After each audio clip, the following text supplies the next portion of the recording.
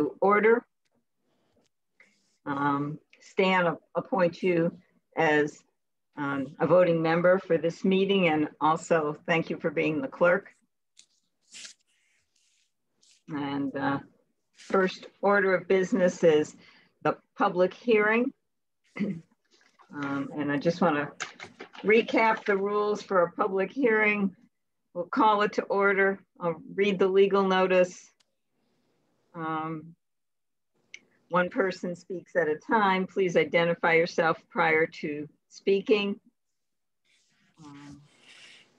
Then the applicant will provide the detailed description.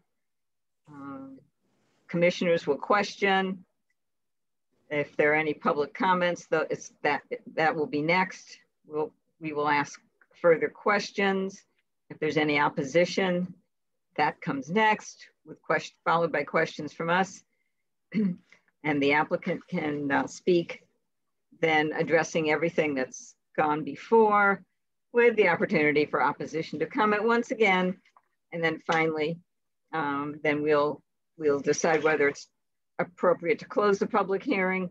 And if it is, then we'll take care of our deliberation and make a decision.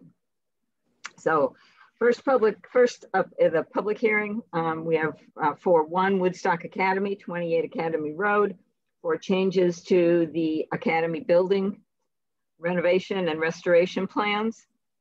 And 2 will be 599 Route 169 for porch deck, spindles, barn doors, and fence.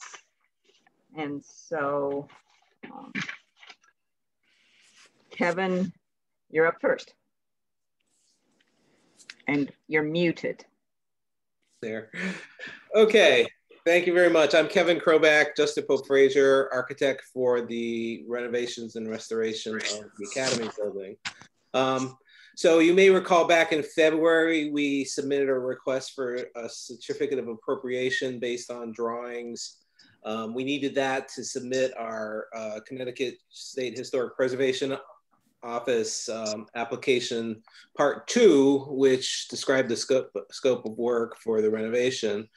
We did submit that with part 2, and we spent several months, primarily because of COVID, sort of trying to communicate accurately what the intentions were. We did get approval of part 2 from the state in September. However, they asked us to make some modifications to the drawings that we had submitted to you folks back in February of 2020, which feels like a whole long time ago at this point. But so at any rate, we need now to get your consensus on a certificate of appropriateness for the modifications that the state asked us to do. So I submitted this, or the Woodstock Academy submitted the COA application a couple weeks ago, along with drawings. So I can, if I can take the screen, I'll just walk you through what the proposed drawings were, or what the scope of the work was. So this is just the site plan, which then cross-references the individual sheets within the rest of the package. So one of the significant changes that they had or requested, if you remember back in February, we had a much more substantial barrier-free access with a guardrail extending across and the school seal in the center, et cetera, et cetera. SHPO felt that that was detracting from the overall appearance of the original building, and they felt that it was too prominent and asked us to simplify it. So what we've done basically is reduce the extent of the guardrail. This will be the same guardrail, which will be a black aluminum rail with pickets at only where it's needed. So the sidewalk will still ramp up at 1 in 20, so we don't need handicap railings for people in a wheelchair. And then when you get to this landing here, that's where we need the guardrail. So what we're proposing is to do a guardrail at the very top, eliminate the school seal, et cetera, et cetera. This is just a section through the ramp. This is the north elevation. and then this is the side elevation, basically, just so you see, you know, it's going to mimic that railing around the perimeter. So this was received favorably by SHPO, and it was part of the documents that they approved in September, but obviously it's a variation from what we showed you folks in February. Excuse me. Concurrently, I'll go back to the site plan. We had a much wider areaway here at the building, primarily to provide access down into the basement from the outside of the building. SHPO again felt that was too disruptive to the overall landscape and character of the building, so they asked us to reduce that. We basically have reduced it down to about 3 feet from the face of the existing building, and it will all be at grade. So this detail right here shows the section through that areaway. So it will be at grade, and it'll just have a granite curb basically, so we'd have a mowing edge. But again, this met the SHPO approval. The original documents, it was up to this elevation here to align with that existing base of the building. But we're now dropping it down the grade and bringing it tighter to the building. So that's the second component. You may recall that we were building a chimney form up here on the west elevation for exhaust piping for the boilers. And that was in February. SHPO felt that was too intrusive, even though it was in the original location of a chimney. They felt either we restore all 8 chimneys or we find another way to deal with the exhaust from the flues. So what we proposed to them was, rather than build that chimney form here, we would do direct vents lower at the base. So those would be a 4-inch pipe that would come out of, you know, low on the wall, obviously, and then these windows would be fixed in place so that any of the exhaust fumes wouldn't enter the building. So they found that acceptable, but it was clearly a variation from what we showed you in December. The other component that they took exception to, if you may recall, we were trying to restore the original south exit stairs. These exit stairs here and here, based on a historical photograph from 1907. They objected to the fact that we had a guardrail that was sticking up above the restored stair, and we need those guardrails by code because it's an emergency egress out of the building.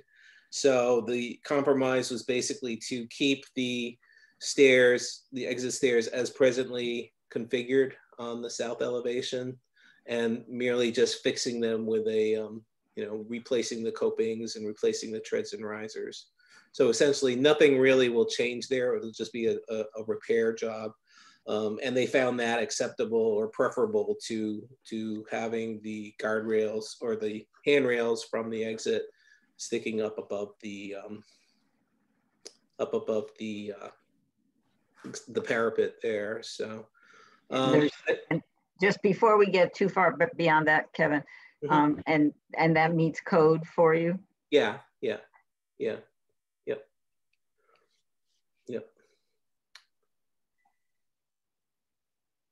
And then we had some long discussions about window restoration. If you recall, we had done an extensive window survey, and we found that roughly 3/4 of the windows were in very poor shape to poor shape. So we had proposed replacing the existing windows in a manner which mimicked the existing dimensions of the windows in insulated glass in February. SHPO, after long discussions about that, they agreed that we could replace the windows on the elevations that were the most in the worst shape, and those are basically the west side, the east side, the south side. The south side facing the quad basically is really in the roughest shape. They agreed we could replace those windows, but they asked that we restore the windows on the north elevation so that we would maintain that single pane sash and restore the original sash on the north elevation. And so we agreed to that as a compromise. But again, in the documents we had presented to you in February, we were replacing all of those windows. So now we will be restoring the north elevation windows and replacing the east, west, and south elevation windows. And that's basically it. You know, we just had some supplemental detailing. Oh, I'm sorry. We're also in the February documents, we had talked about removing the existing siding, which was not original to the building, and replacing that. And the reason we were doing that was so that we could insulate the cavity and then put a drainage plane behind it so we wouldn't have problems. But SHPO felt that it would be preferable to not insulate the building. So that meant that, and they actually asked that we not remove the siding and the trim. So the siding and trim will remain in place. Some of the pilastic trim that's in very rough shape would be replaced, but predominantly not going to touch much of anything on that exterior. We will be taking off the window trim, the existing window trim, to install the new windows and flash the heads and sills correctly to prevent water intrusion, which is a major problem out there. And that's illustrated in these details here. But we will then be replacing that original trim where possible once the new windows go in. So, and again, SHPO felt that was acceptable to them as well. So, so we will not be insulating the exterior, and we will not be replacing the existing clapboard siding. We will be painting it, but it will be a much smaller scale project. So that was, you know, in a nutshell, that was the extent of the changes from what we had in February. And I do have the February drawings if anybody wants to cross-reference to those as well. But nothing really fundamentally different visually other than that north side entry ramp configuration of the guardrails there. Everything else is fairly nominal in its scope. So since we have the Part 2 approval, it would be, we need to get the certificate of appropriateness from you folks if you find it acceptable, so that we can then attach that to the Part 3 approval, which is that's kind of where the rubber hits the road in terms of the tax credits on this. So, you know, because they've moved the project forward, we think we're still eligible for the 25% tax credits for those components which are acceptable to them. So that could be, you know, as much as $1 million to $1.25 million in terms of tax credits once the project is fully certified. So we would like to get that, you know, we're working on Part 3 now, and our goal is to try to get that in before Thanksgiving. So if after you deliberate, you agree that the project is acceptable, then getting a C of A by say Tuesday or Wednesday next week would help us facilitate that. But no pressure if we have to go to the following week, it's not going to be problematic. We just are a little bit worried about getting the application in before the turn of the year. We just don't know how much longer the tax credits are going to be available with the revenues in the state. So that's pretty much everything. Okay.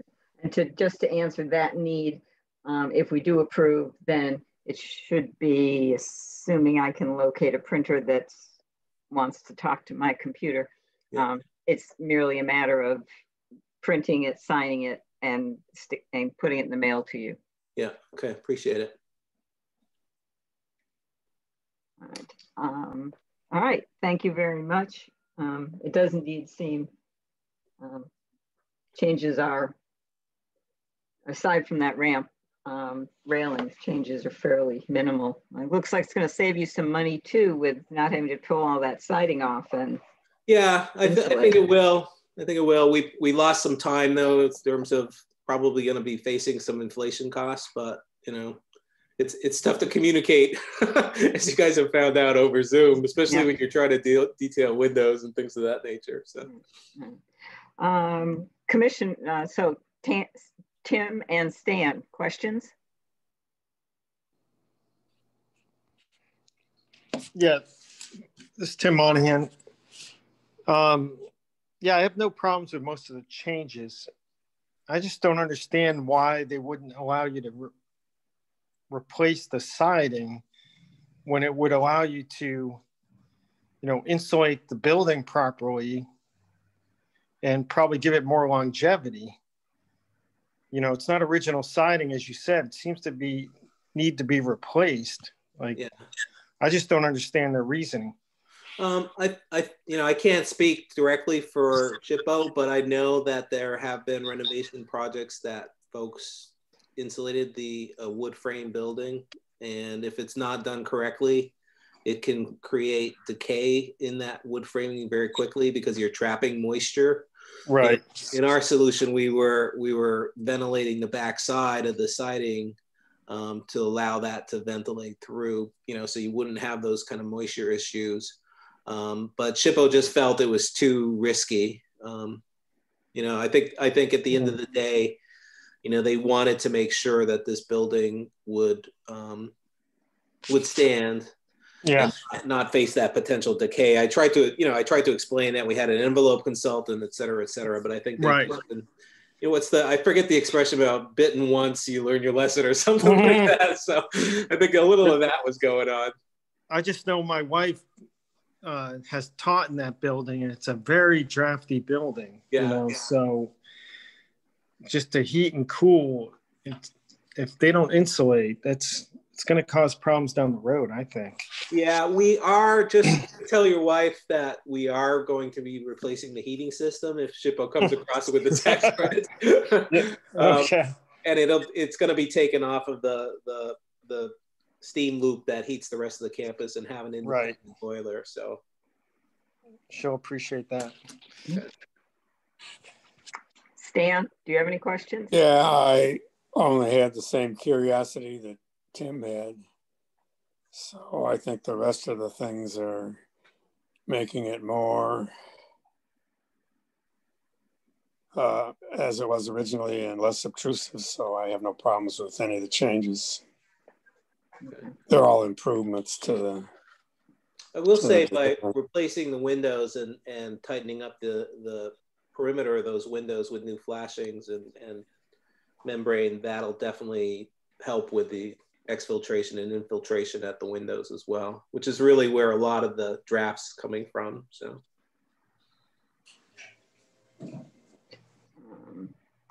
then let's see. Well, I guess I'll look for any public comment regarding this application.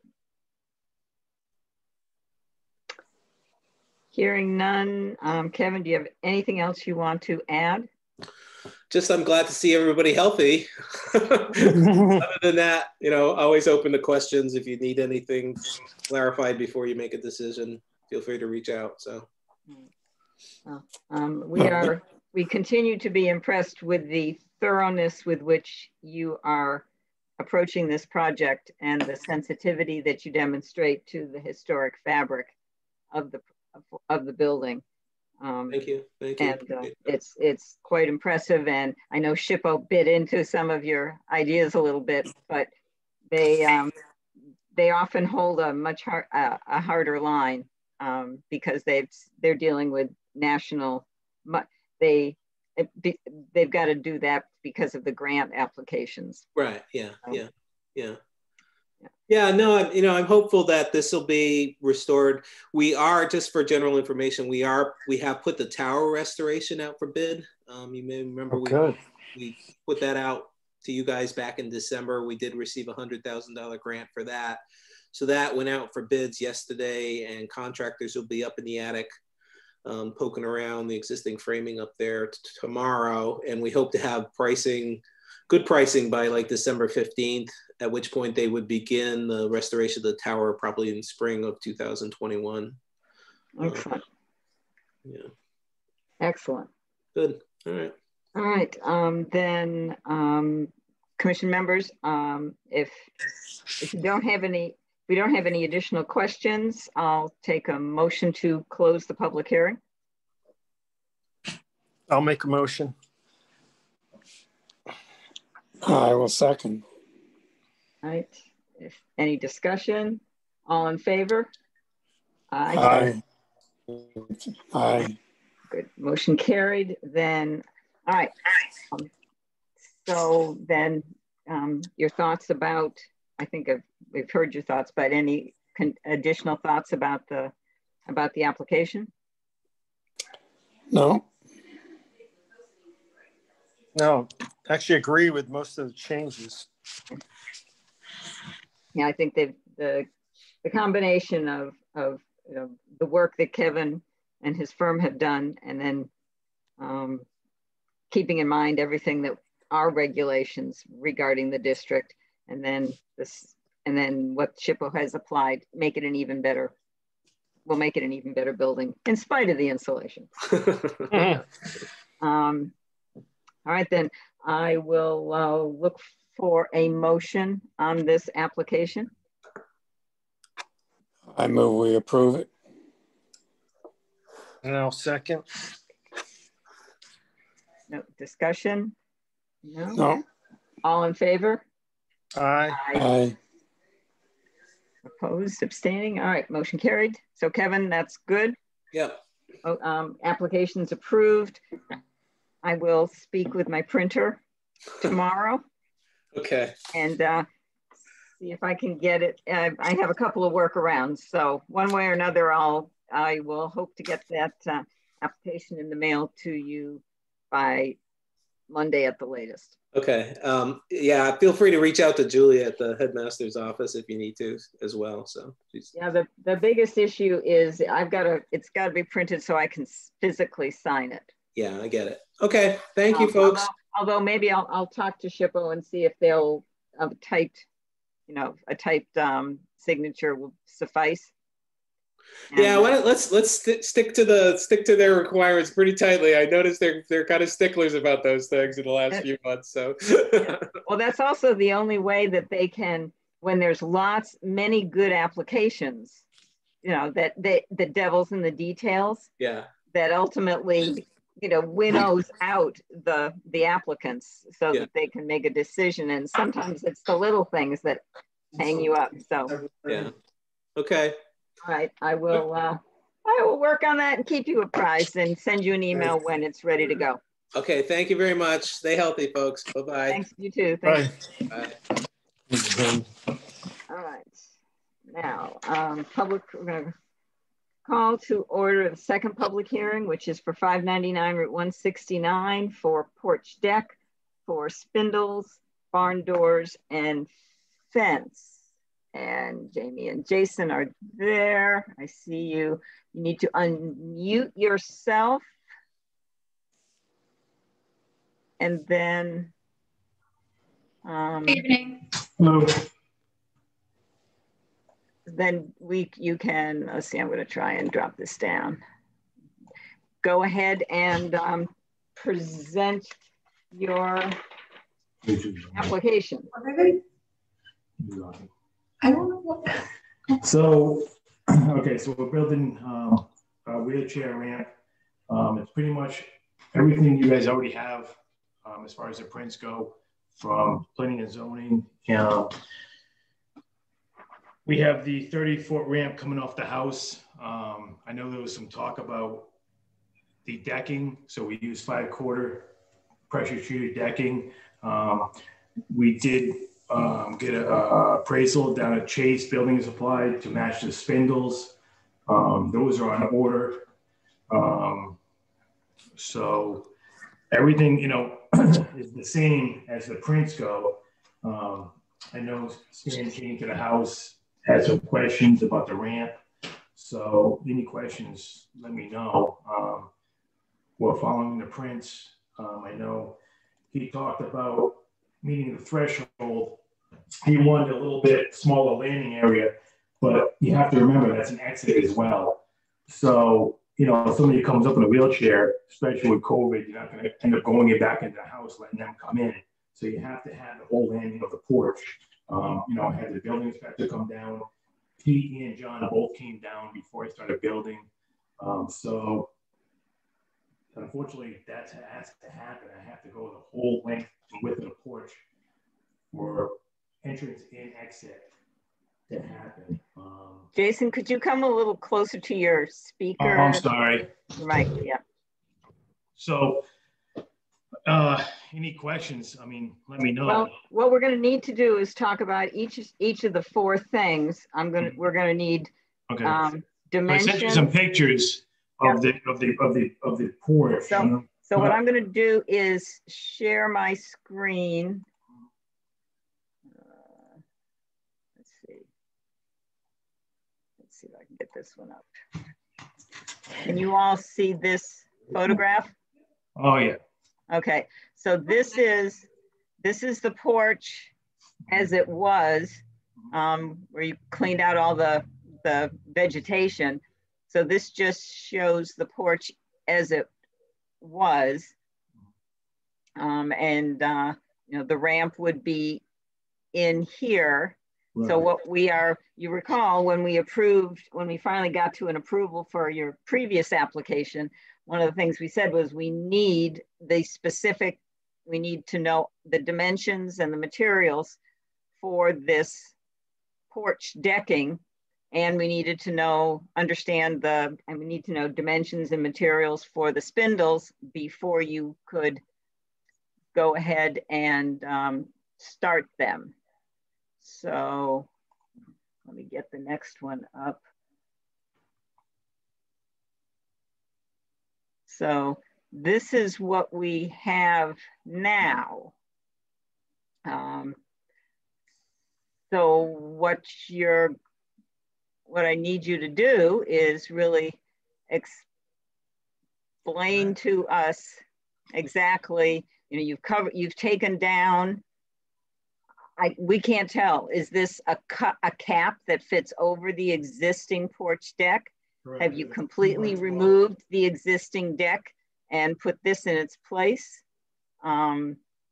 We need to understand what you've done you went ahead and did without approval. Well, nothing is permanent. I mean, everything is the code is right there. You have to meet the threshold. You got to remember now that's an exit and entrance. And no, as far that's as not, Jason, that's not what I'm asking. I'm asking you, first of all, is this on top of the existing decking, or is this replacing the existing decking? On top of. That's on top of the porch. Okay. Yep, nothing is permanent there. All right. And so this runs the width of the length of the porch, and the material is pressure treat. Correct. Okay. What's the height of this? The height meets the threshold. So it's a 2x12 and then a 5/4 decking on top. So, right. So it's the 2x12 therefore it's 12 inches high with 3/4?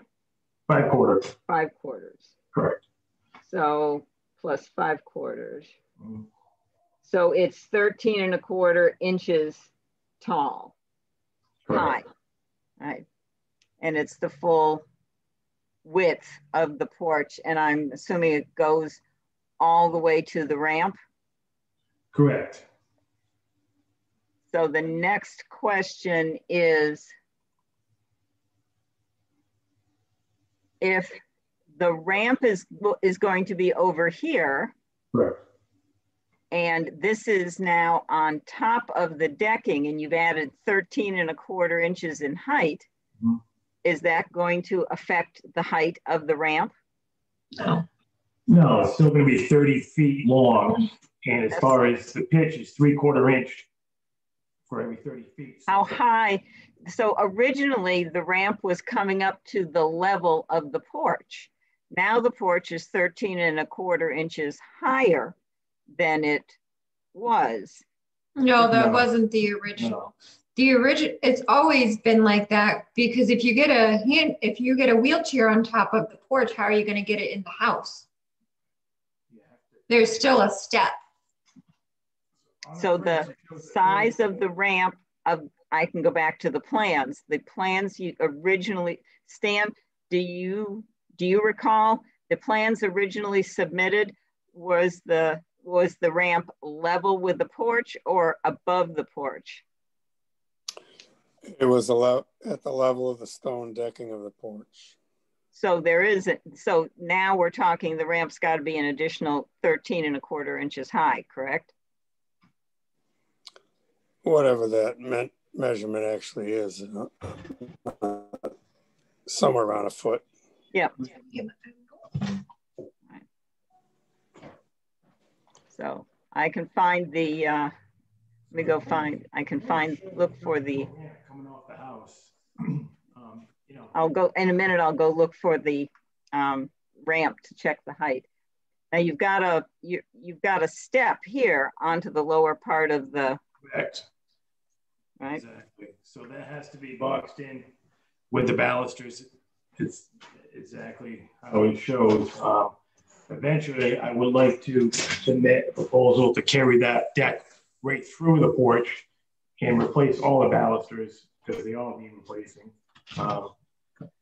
Again, you know, Jamie and I are replacing all the balusters to match what's on the house now.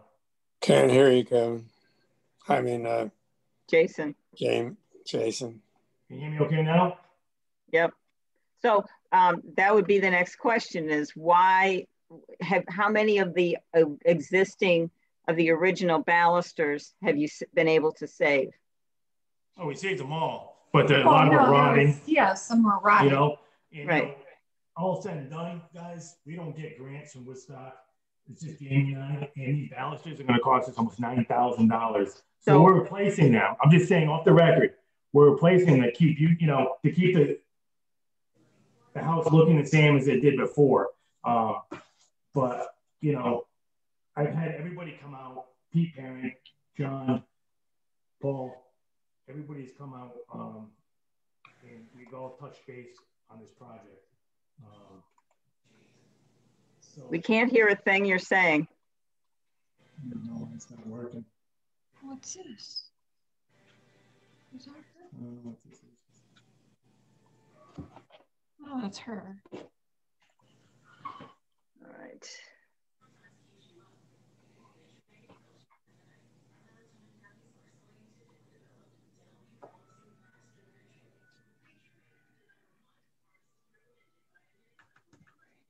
If I can get our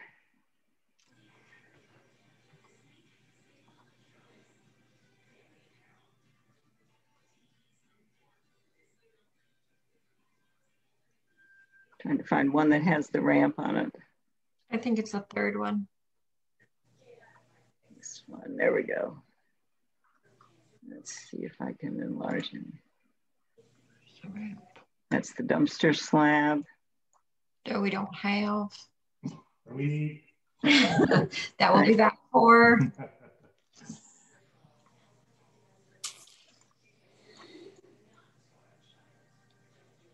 The parking layout, it's not that one.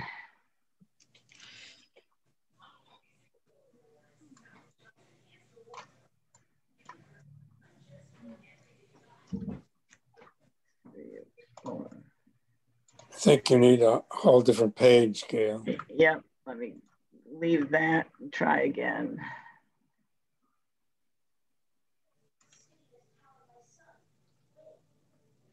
Nope. I think you were on the right, whatever. You just need to scroll up or down. Yeah, I'm having trouble moving around on it.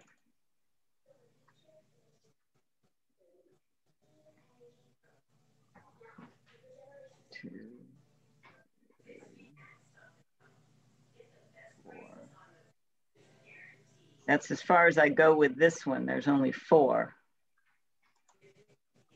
Let me see what else I can find.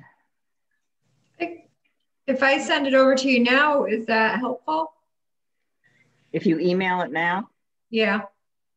Yeah. Yes. Let me see what this is. Let me see. This shows. It was on the one you sent me, Gail, if that helps you. Yeah. It's the problem may be my.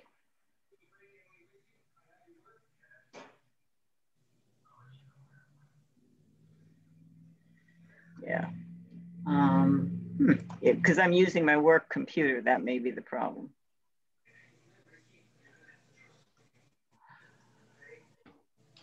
Yeah, I just sent it over to you. Did you send it to which email address? I sent them both to you. Okay.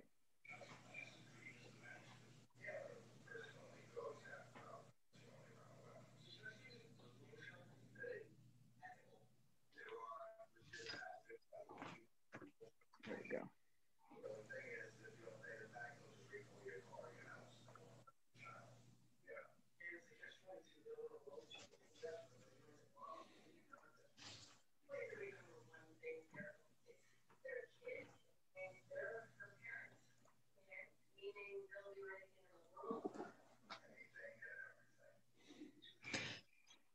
I think it's on the 3rd page. Yeah, just got to be able to move. For some reason,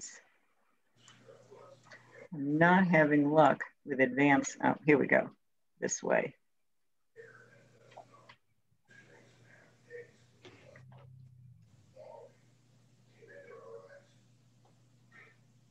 So that's page 3. Oh.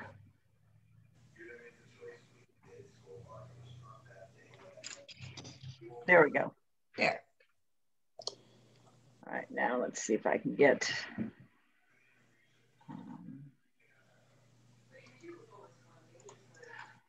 Now all I've got to do is try and enlarge it. Which is not working. Give me a minute. I'm sorry about this. Let me.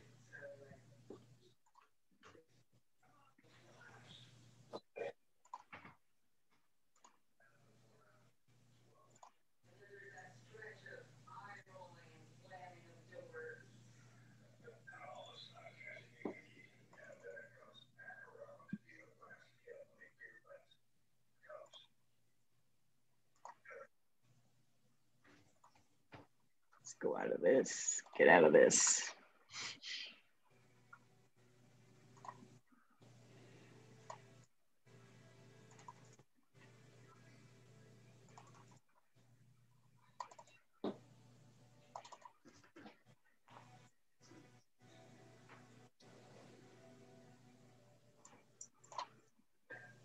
There we go.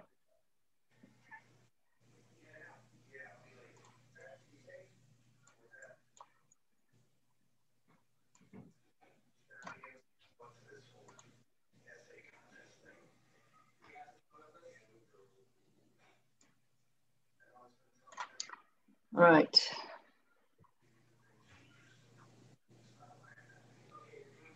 So, So, you know, the prints are pretty big, but it does show the ramp, you know, at 30 feet. It shows the 42-inch, 2.5 max. You know, everybody came out to the site before we started building. The only thing, you know, you know, I didn't let you know about the 5/4 decking, but I didn't honestly know what else do you use. I knew the balusters was really important to everybody. And, you know, we did our research and we had ordered those. So, I mean, at this point, you know, with our grand opening coming close, we just want to get this, you know. You want to get it, I understand you want to get it done. So what we need to do, Jason, is go through this piece by piece and make sure that first of all, there are not any changes to the ramp that are as a result of you adding height to the porch. No, we want to make sure that because you've added an extra foot to the height of the porch, right, have you thought about or looked, double checked to make sure that that doesn't mean that the level of the, let's see, let me get my cursor, right here is still going to be maximum of 2.5 feet. It doesn't have to be raised anymore to meet the new level of the deck, because as we understood the previous plan, it was bringing you up to the level of the deck. It's only afterwards that you realized you were going to have another piece in to get people into the building itself, and that was going to be, so now you tell us it's an extra foot high. So we want to make sure that you've taken that into account in the dimensions of the ramp. Well, I don't think it is really, because what is it, 24 inches?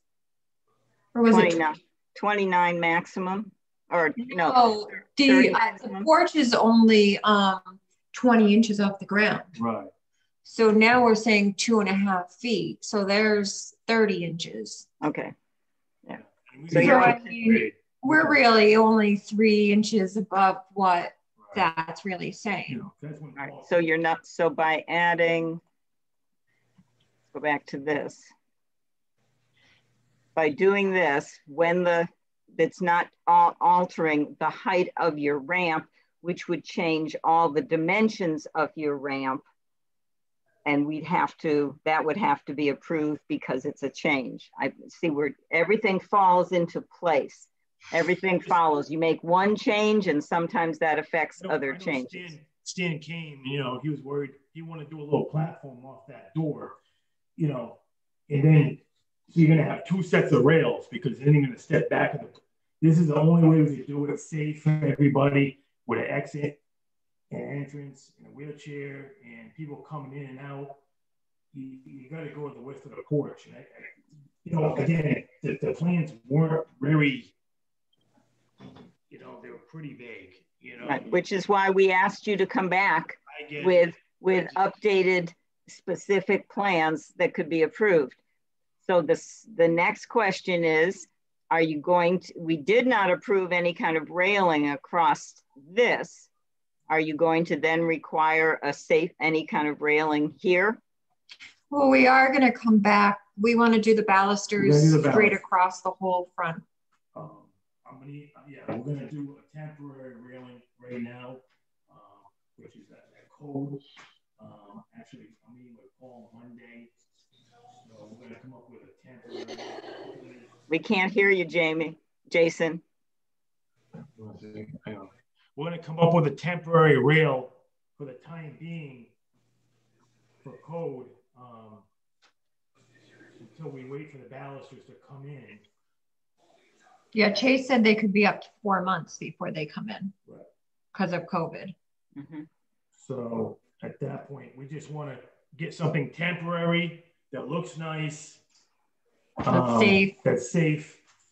And then right when our balusters come in, not only do we want to do the whole porch, we want to extend it.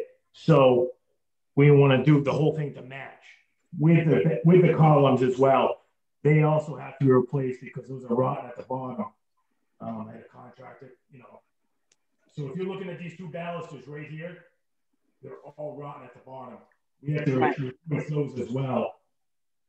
So you need to be aware that common practice is to save as much of the original material as possible. And so if in this case, everything from, say, this part right here up is solid, you're going to save all of that, and the only replacement would be in here if it is sufficiently rotted to have to replace it. If epoxy can be injected to sufficient to solidify it, if it's not too badly rotted away, then that's the preferred method. We tend, in preservation, you want to retain the maximum amount of original material. So just because something's rotted a little bit at the base and the rest of it is good, you don't get rid of the whole thing. You save as much as possible. Does that make sense? Yeah. All right. Yeah, there are you save up, unless there's less than a quarter that's good, you save everything you can. And there are many restorations where pieces are sistered in, layered together, so that you're just replacing certain parts of the whole, but not the whole thing. All right. So you are proposing this current configuration on the porch, which is approximately 13 inches high, whatever the width of the porch is, and it's all pressure treated. The porch is 7 feet. As Tim or Stan, I think the probably easiest for us to take this piece by piece. Do you have questions about, further questions about the decking? Yes. Okay, Tim. So I have a concern about that top step because, the decking adds to that. It's not going to be a step. Excuse me? I did talk to the fire marshal. So those steps are not going to be used, okay, until I repair them. That's why that railing's going right across there. So those steps are not going to be used. I am going to fix those. But it's not going to be used anyways. It's too close to the road. Right. But I'm going to fix them so they're all level in the springtime. My point is, entry steps, from what I understand, can only be 7 3/4 inches or smaller, and that top step is really a danger hazard. Yeah, it's not going to be a step. It's going to be. That would have to be approved. But. Okay.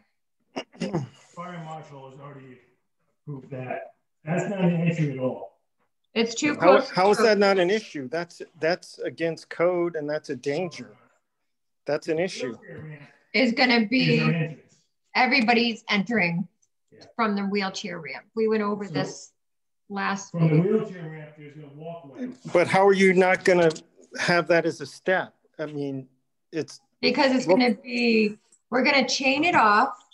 We're going to decorate the front porch so people aren't going to use the porch. And then when you guys approve us to put balusters across it, we're going to put balusters across it.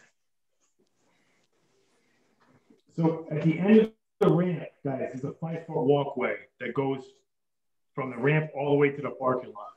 That is the entrance to our building. And that's not old news. That's been between the last 6 months. So from the end of that wheelchair ramp, 5 feet, 5% grade for the wheelchair is going all the way up to the parking lot, which is that's our access to our building. No other back door, side door, front steps is access at all. So you're going to put up a sufficient barrier. Correct. Yes. Correct. To prevent people from a temporary barrier to prevent people from using those steps. Correct. Same thing with the parking lot. There's one exit, one entrance. That. So. All right, and then you will come before us down the road when you are ready to do a permanent put up to extend the to replace all the balusters and extend it so that it's a permanent barrier to prevent people from accessing it by those stone steps. When we get the balusters in, we can order them 8-foot, 10-foot sections. It's going to look funky if I start putting balusters up and this rail off to your left is dropped down. It's going to look nice with the porch all the way across with fresh balusters to match the existing. Again, that fascia board, that 2x12 you're looking at, Jamie and I are going to paint that white so it'll match the house. No idea what you're saying, Jason. Yeah, Jason, every time you sit back, we lose you. Your microphone just isn't strong enough to pick us up. Can you hear me now? Yes. Sorry. Okay, so the fascia board, that 2x12, that's all going to be painted white to match the house. We want to extend the deck all the way across, because right now you're going to have a railing go across there and then it drops down. That's not going to look okay. You know, so we want to extend the whole deck right across so it matches everything, all fresh balusters. And then, you know, we'll work on the pillars in the springtime. The steps will all be repointed. All that stonework will be all repointed. If you look at that stone, the frost gets in there, it's gonna blow it. You know, so there's gonna be a lot of work done. I just don't know what to come to and what not to come to. You know, if I want to repoint the stone wall, if I want to do repairs. Well, I think that's something we can do. Let's not mix things up. Yeah, speed dial, Dale.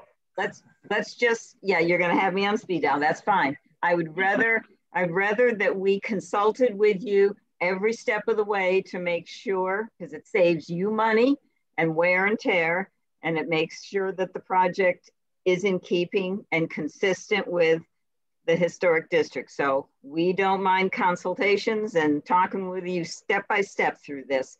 We don't want to have happen what just happened, which is you've gone ahead and put in this decking and you've taken down the railings. I get it, and you've ordered things that we're going to talk about next that we're not even sure are appropriate. So we don't want you to get ahead of what has been approved. No, I understand. So we've been working 15-hour days. No, that's just Jason. We understand how hard you're working, and we all know what's involved in taking care of any house. And two of us have old houses that one of us has old houses that really require an extensive amount of work. So we understand about the amount of work that goes into these things. And we know you're enthusiastic and it's a learning process, and we're gonna work with you step by step to make sure we all get this right. Tim, do you have any additional questions on the decking? I just don't think this is what we thought was going to happen. I thought there was going to be a ramp on the existing deck that was going to go to the front door, not that the whole deck was going to be raised up and replaced, because that throws everything off. It throws the railings off, and now you're talking about making the front steps, not the front steps. We're not just that's a major change. And talking about that. No, that porch was so out of whack. It's so unlevel. You had to do it this way. It's not like you have to have that landing at that threshold.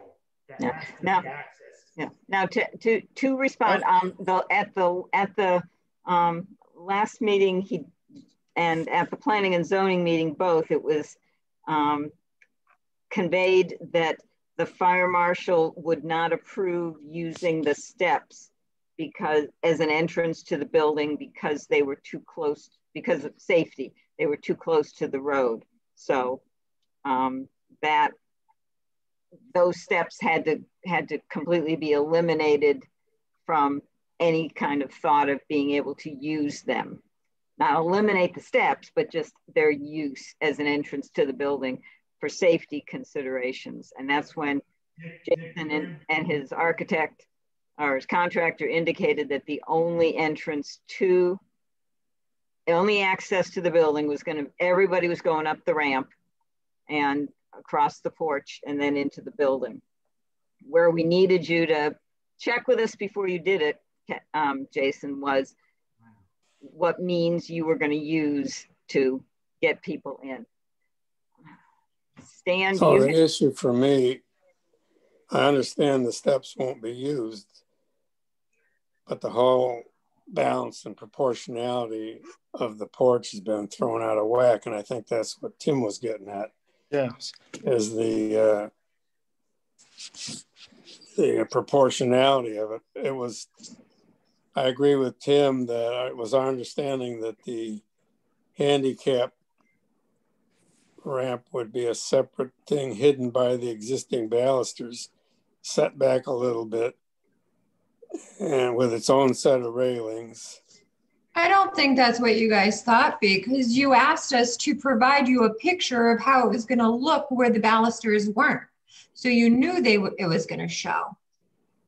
No, we asked you to provide a drawing for how you were going to construct the ramp on the footprint of the existing deck. How it was going to look. And you didn't come to us with that. Well, listen, no, nothing, but, you know, we are so busy and we have a lot of traffic. It was also our understanding, I believe, that none of this was going to be taking place till spring, and we had plenty of time to talk about it. Right. Spring? Yeah, I could be faulty with my memory there, but you are. So what we haven't even gotten to yet is what the proposal is for the rail. Now that you've taken the railing out, what is it that you're proposing to do? Which we need to know how many of the existing balusters can be salvaged, how much of the railing can be salvaged, and that which needs to be replaced, what are you going to replace them with? The instructions were, and in fact, what we agreed to was an exact duplication of the existing balusters that would be on the ramp, as well as whatever needed to be replaced on the porch. So, well, on the ramp, it's going to be taller.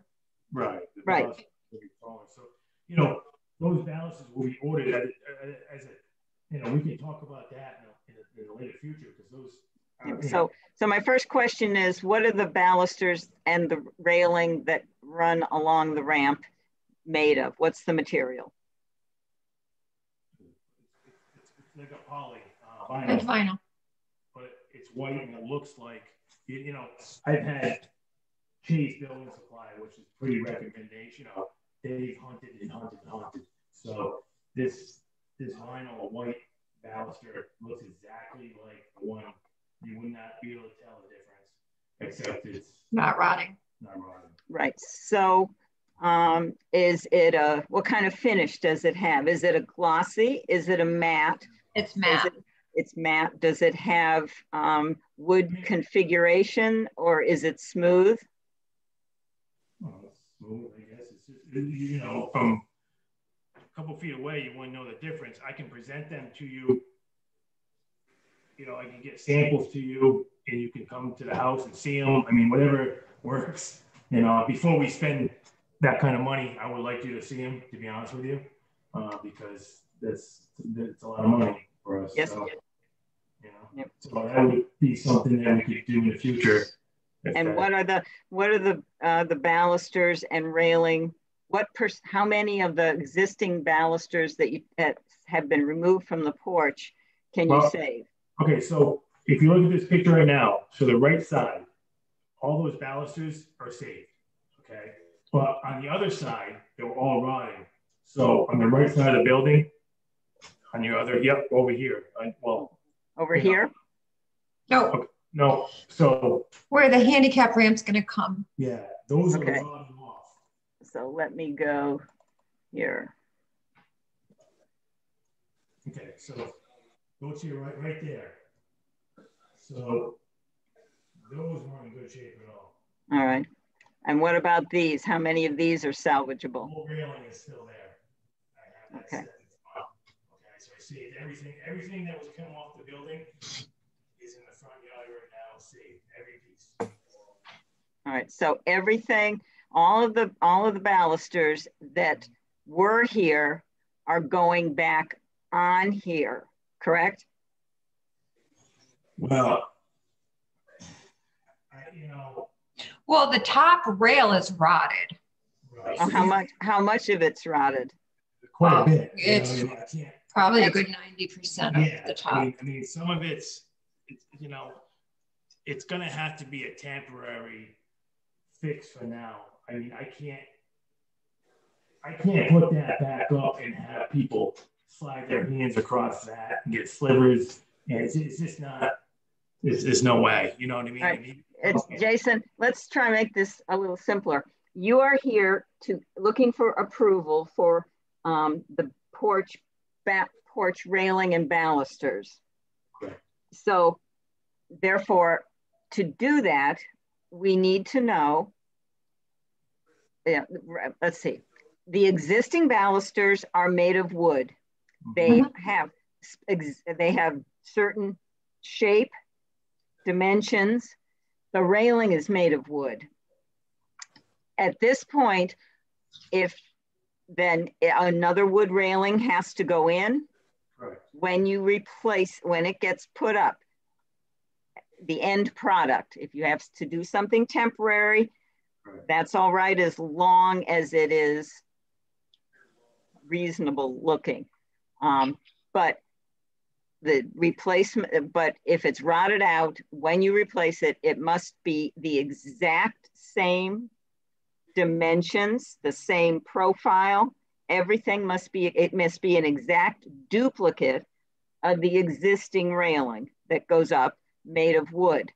I just sent you a email picture of the balusters that we want to use. The expectation is that you will also, let's see if I can do that. So let's see if I can get this. So those are the balusters you're proposing to use. Yes. Let me download this and we'll have to, so they need to look exactly like the balusters that are currently on. Is that also a picture of the railing that you're proposing? Yeah. Okay, so as far as we're concerned, everything must be the same. So let me go back out, go in. Let's see what we had. Do I have one with the railing? Porch original. There we go.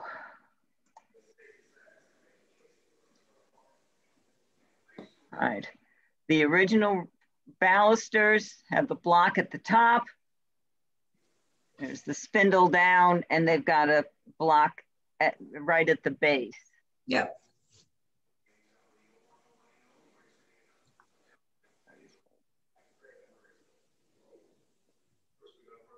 See if I can compare them. These look chunkier. They look different. They look chunkier. Let me see if I can put these side by side. The other ones probably look thin because they're rotted. No, rotting doesn't make something thinner. You don't want to. Nice try. All right.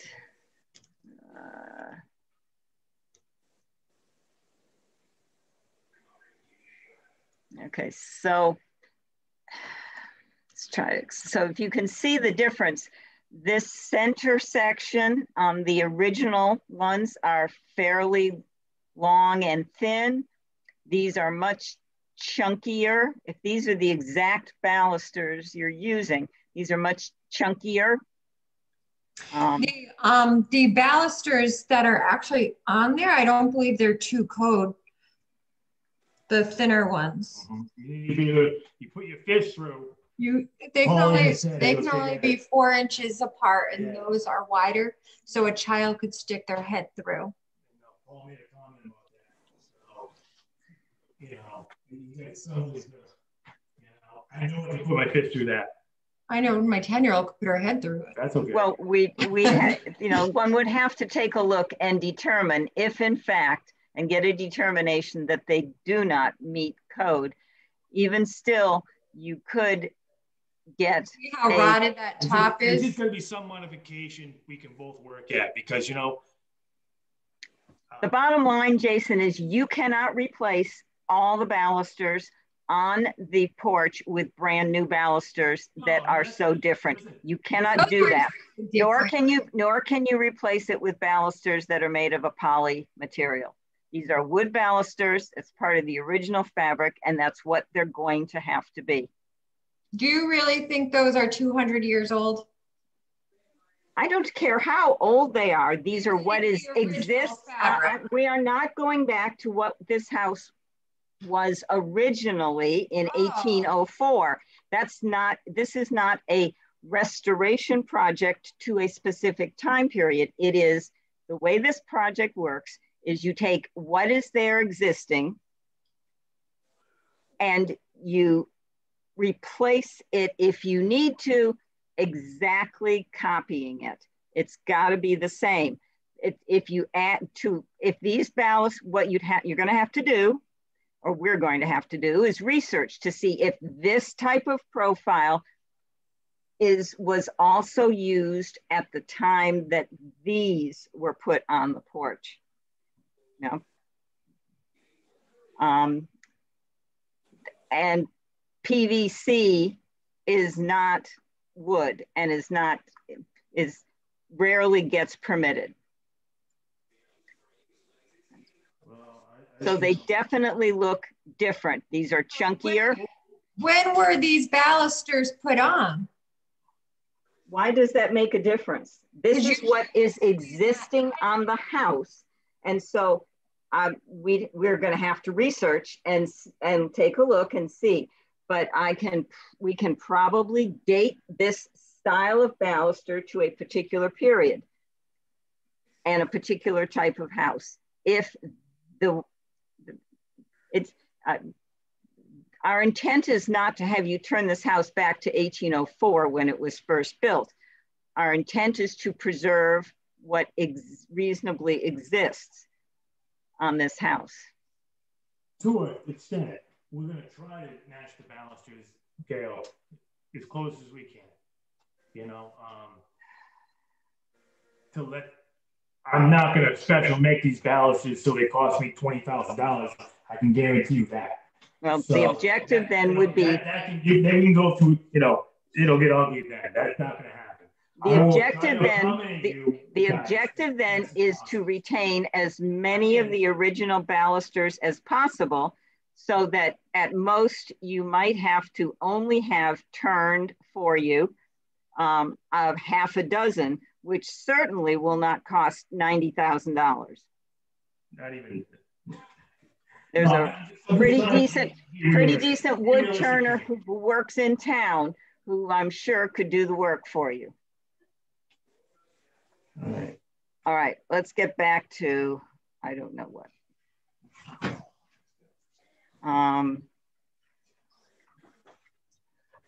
So at the moment, what's the material? We need to know, go back to here. We need to know how many, we can't approve anything unless we know how many of these, of the balusters you're intending to replace. And we do further. No, that's fine. Well, we need to put balusters down the handicap ramp, right? 30 feet of it. Yeah, right. On both sides.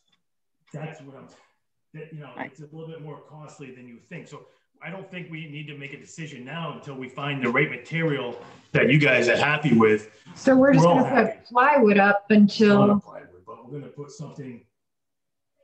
Well, temporary.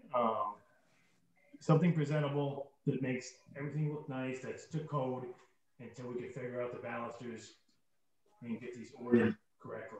I think that we all have to have another meeting and do some more research. Again, it has to be cost effective for us and be in our budget. At the same time, now that you don't like the ones that we presented, I mean, I thought we hit it pretty close. We sat down with Andy from Case for an hour trying to find these things as closely as possible. So I'll have to find a better match. You know, I can't just, you know, I mean, I thought we were really close on that. I just, you know, I don't know. Well, we'll put them side by side. No, I understand they're not exactly, but you have to accommodate something for us. I mean, the Secretary standards call for exact match duplication. So what we'd need to know from you, Jason, is how many of them, other than the ramp, how many of them you are going to need to be replaced. From then you can, and what you are proposing the material be. What we're probably going to recommend to you is that that material be wood. No, it's nothing's made like this. It's not. I get it what you're saying, but it would, for that kind of that much balusters and that kind of special order. It's very, very costly. Really well, hopefully you said most of these were in good condition. Repeat myself, we don't get grants. At the end of the day, it's just me and Jamie, and that's exactly what I'm saying to you guys. You know, we don't get you're in just the same boat as every other homeowner who's up here on the hill, and the museum and the 2 museums that are on the hill. Everybody's in the same position. Well, I'll do some research. I can't give you a definite answer now until I find. Everything seems to code. Right, and that's not code, and that's what I'm gonna. I'll have Paul and I'll have Paul write something up that. Magic. Because I have the railing intact in the front lawn. Oh, we have the other side. So if we go to the other plan, where'd it go? That's doubling. There we go. This is calling for a 42-inch high railing. Mm-hmm. The rails and spindles will be fabricated to resemble the existing while complying with building codes. You're talking about a 1.5-inch aluminum handrail that will be on the inside of the ramp that will serve as the hand stabilizing section. And then, and it's merely installing the spindles so that they meet code. That should be that will provide us, and I can find out myself, we can find out as well what the code is for the spacing between the spindles. And then based on the number of spindles along the front that you're going to have to, that are completely no good, that will let you know, that will tell you how you're able to space them to meet code. My guess is at most you're going to have to add 1 or 2 additional spindles to the front, and these existing spindles will meet code. Oh, we need to chip in here? Yep, please. We'll have to do some research, but given the height of the original deck off the ground, I'm not sure a handrail is required at all. At least in a residence. I don't know if that's true for a business. So the fact that there's a handrail would supersede that. I'm not familiar with the code when it becomes a business. So for a residence, at the height of the stone deck, you wouldn't need a handrail at all. I think it's 30 inches or 3 feet off the ground where you don't need a handrail. So I don't think baluster spacing would matter at that point. Or balusters at any point. So guys, real quick, you know, when Paul came with Dick there and he measured from the ground up, you know what he said to me? You don't even need anything. You don't even need these.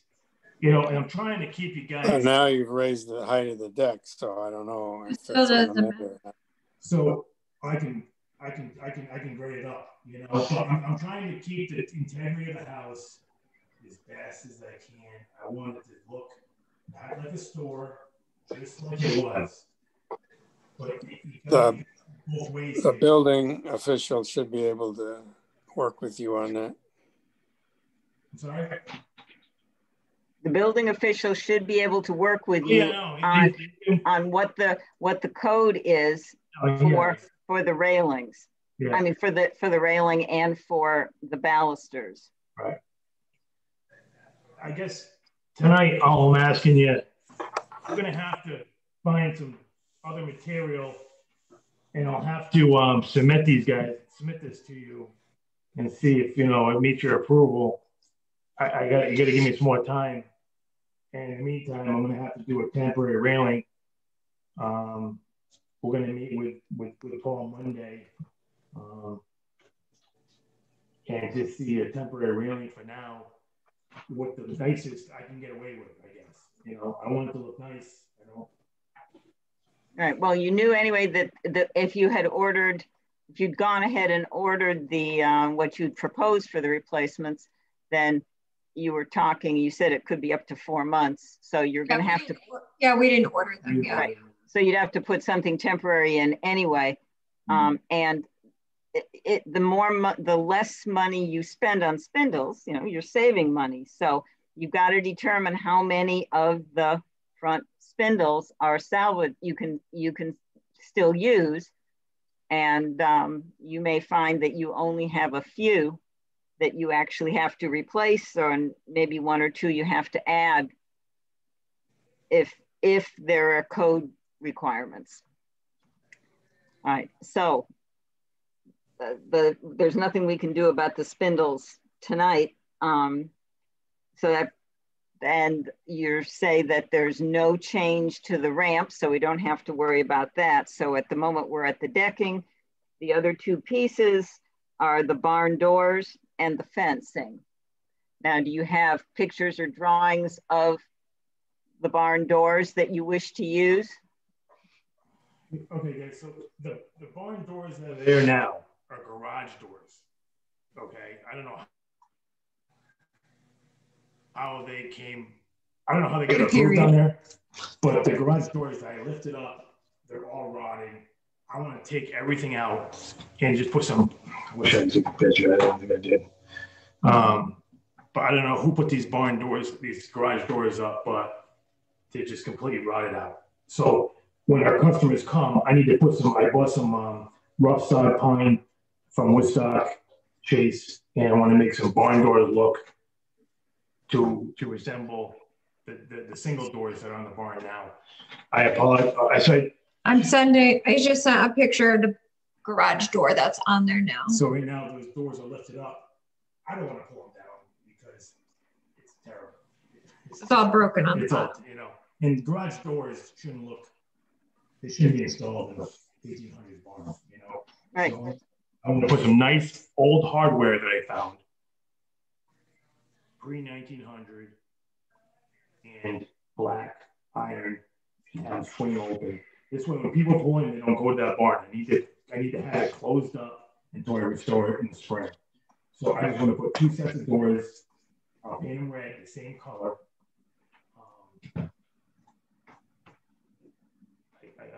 I'm not an engineer, and I wish I would draw you a picture, but it's pretty much just a regular barn door with rough sod and then painted red. So what we need, I sent you the information. So I know. Jason, what we need is to see a drawing, a photograph of something that looks exactly like it. We can't just approve a description because we can't, because we'll be approving something we have no idea what it looks like. There's no way we can approve something that we can't see. And we need to know where these doors are going to be located, which part. Where the garage doors are. Which is on which wall of your barn? Well, the only garage doors that exist, but when you pull up to our parking lot, straight ahead, and then to the right of the barn. So they're on the south-facing wall of the barn? Right. Dan, is that right? The garage doors are on the south-facing wall of the barn? Well, I don't know the hardware, but it was just... Stan, can you hear? Stan went to bed. No. They're Stan? on the wall where the concrete pad is proposed. Okay, all right. So that's what the fire marshal told you that you needed to have doors for? well, he did say he didn't want any retail in there until I have appropriate paperwork saying that people can go in. And, you know, again, that barn is going to be inside, is going to be restored end of March, which I'll include the paperwork for you guys. Right. And I don't know if you need interior work, but the roof. Yeah, well, right now we're just working on the barn, these two barn doors that are on the south. I do a picture. It's coming.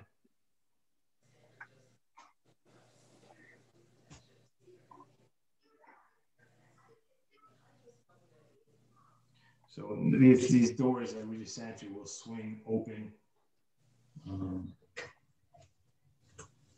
with heavy hardware, iron, and then they will be painted. All right, just a minute. I've got to share my screen. Give me a minute here.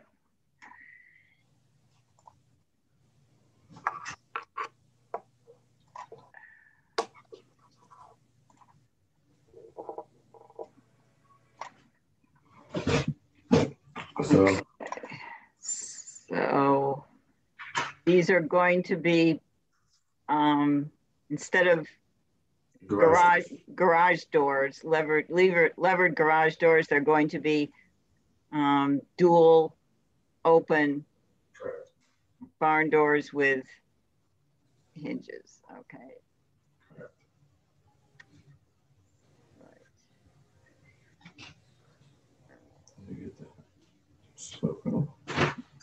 Dan and Tim, could you? Yeah, I can see it. Yeah. Can you, comments and questions, please? I think something like that's typical enough of a barn that it would pass my muster. Thanks, Dan. Tim, are you there? Yes. All right. Comments on the replacing the garage, obviously replace garage doors that were stuck into the barn door openings with barn doors. I have no problem with that. Okay. All right. And materials. What are they? So what are they made of? It's rough on pine.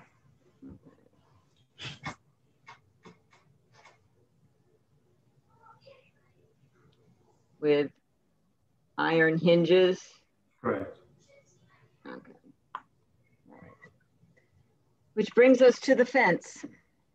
I sent you another email.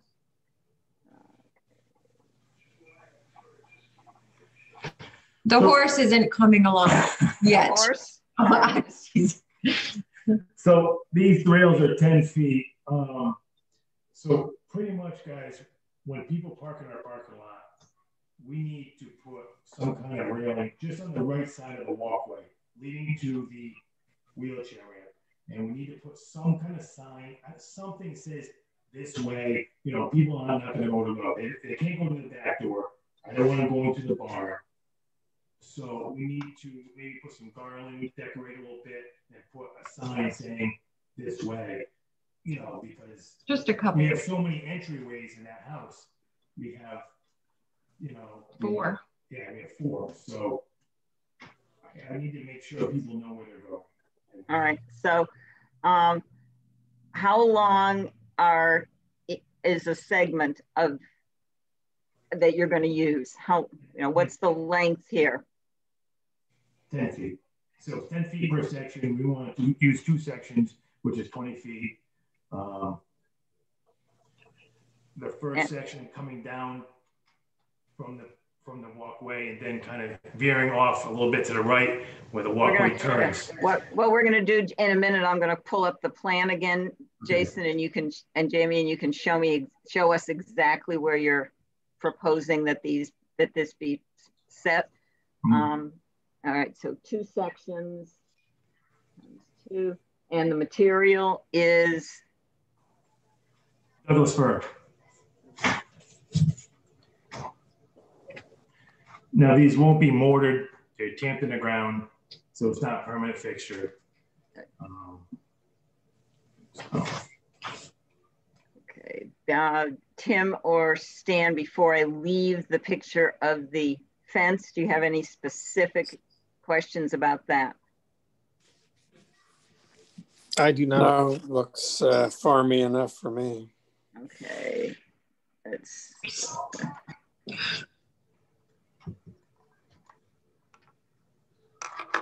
see if I can find the plans. Uh-oh, plan's gone.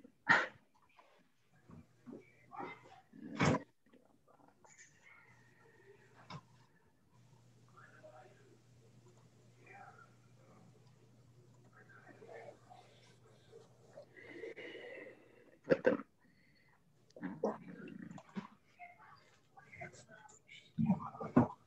She's not.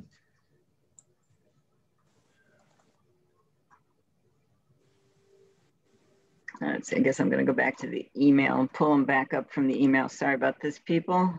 That's okay.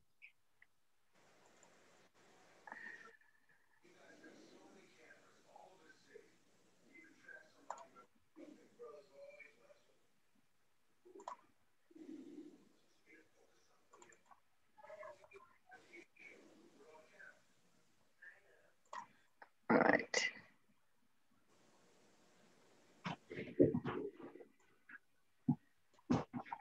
Oh, I gotta save it.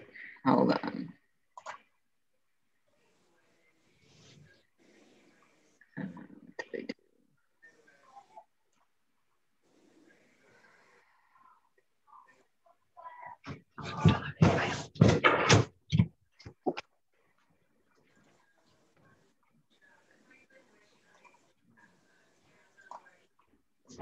The only way I can make it larger is, oh, there it is. Never mind. Save it. Yes.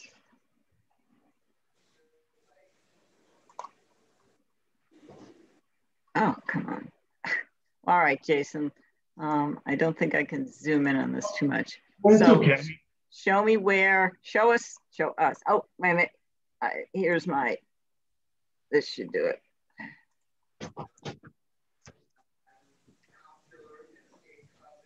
Show us where you're proposing to put this. Okay, so you see the top of the parking lot.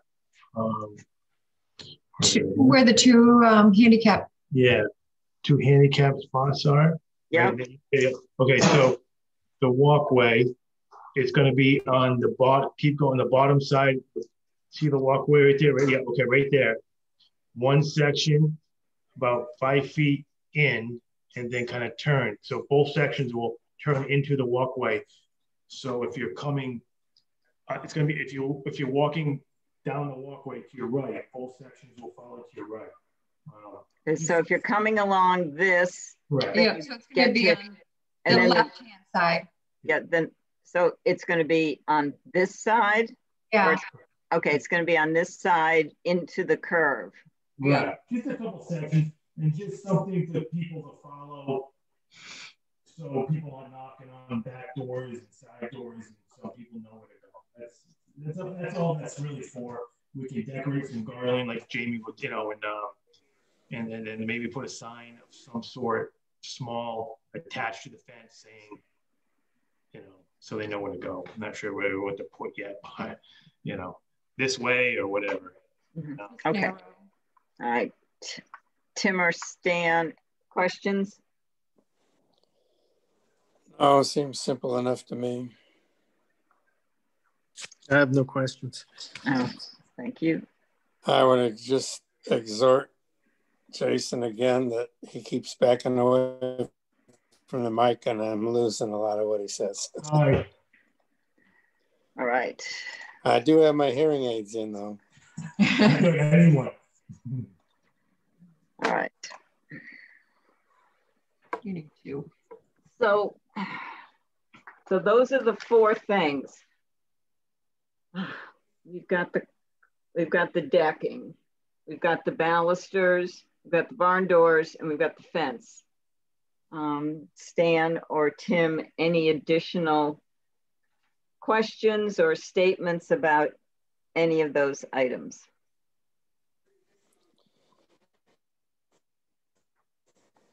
In terms of the handicap ramp and the decking and all that, specifically what's going to happen there.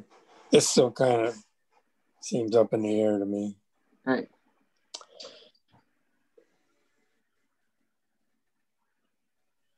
Tim, do you have anything? Hopefully with the help of the building official that can get solidified. Any additional, while we're still in the comment, before we close it for deliberation, anything you'd like to say?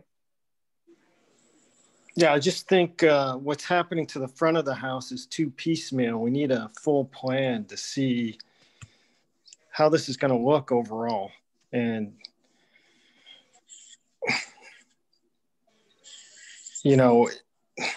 we thought it was all going to be replaced in wood. Sounds like PVC. The deck has been raised. The front steps aren't going to be used, or I don't know. There's just a lot of changes that really affect the look of the house. And for me, it's difficult to give an overall opinion on approving those changes.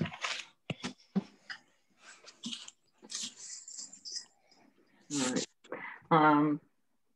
Thank you. I have a question, Jason and Jamie, about about the ramp.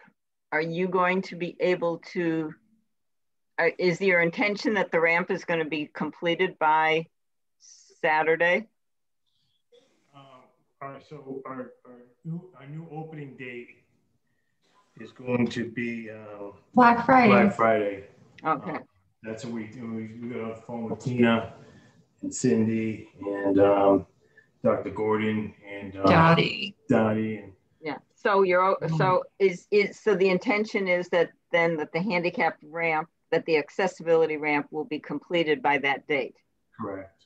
And to be not completed because we won't have the balusters. Right. But just a soft opening. The walkway that leads up to the ramp, the asphalt apron, the parking lot, all the fire marshal's needs will be completed.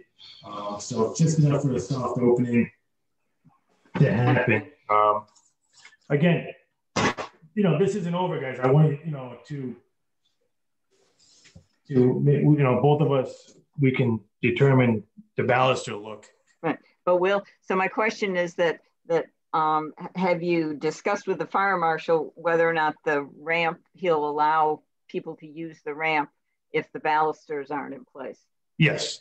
That's all. I've been on the phone with Dick Barron a bunch of times, me and Paul. Okay. It's not really up to Dick. This is more of Paul's decision right now. Dick Barron has a small list for me that we've already determined, what he needs from us from inside the house. So those are all set. Okay. All right. Carol, the other thing I wanted to mention is I don't think there's any requirement for historic features or structures to be removed for modern day codes. I think they're usually grandfathered in. Only if the whole structure is being replaced does it need to be put up to code. That's my understanding. If it's a new installation, then you're right. If it's new installation, then it must be to code. But if it's not, then it's grandfathered. Yeah. Right. Safety measures have to be taken, but it's grandfathered. You're correct. All right. Dan and Tim, do you have anything else that you wish to discuss specifically with Jason and Jamie? If not, then I'll entertain a motion to close the public hearing? I have nothing else. I have nothing else. All right, so would one of you make a motion to close the public hearing? I'll make a motion. I also move. Tim and Stan seconds. All in Yeah. favor? Aye. Aye. Opposed? Abstaining? Or not all? All right. So at this point, Jason and Jamie, just the three of us will discuss this, and then we'll come up with a decision on the application. So what your thoughts and comments, gentlemen? Well, the last two items, the door and the fence, I got no issue with. I would suggest we approve that. And then the first two issues, whatever it is we do to kick it down to the road again until they provide more details and drawing or samples or specific materials, the whole thing, like we asked them, last month. Mm-hmm. So however we table that, the first two things, we kick that down to the next meeting. Right. But that's certainly, we can break this apart, and it's certainly possible to do that and just continue we'll continue the public hearing, but we can go ahead and approve two of the items. Tim, your thoughts? Yeah, I don't know. I must have missed the last meeting. Who was there? The fire marshal or the building inspector? No. That was just Stan, Harold, and I.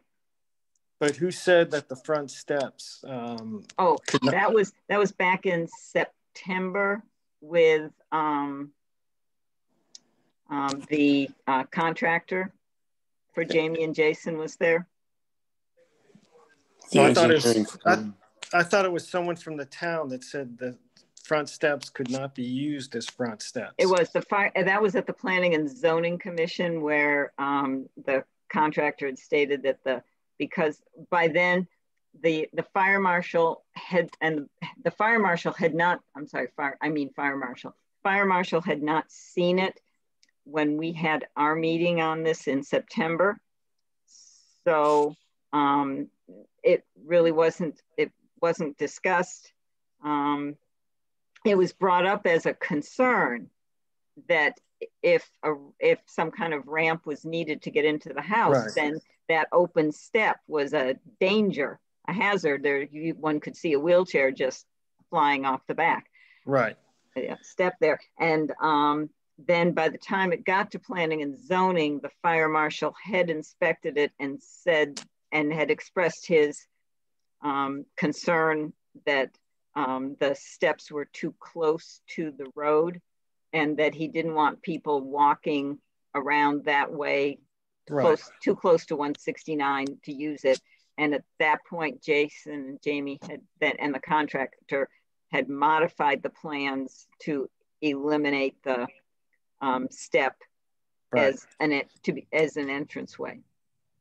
But I disagree with going from there to saying that because we're not using that for a commercial business as the front steps, that the front steps could be markedly changed where, or modified where it changes the appearance of the house when they are the historic steps up to the front door. Right. And whether you're using them as that or not, they are still the historic steps, and it's part of the historic feature of the house. Yeah. That's the way I'm looking at it.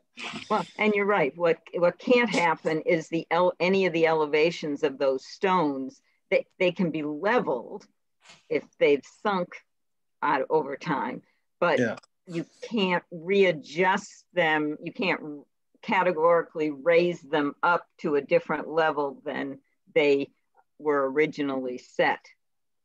But I'm just saying, putting that platform on top of the porch decking does throw off the step and the appearance, and that's what I'm concerned about.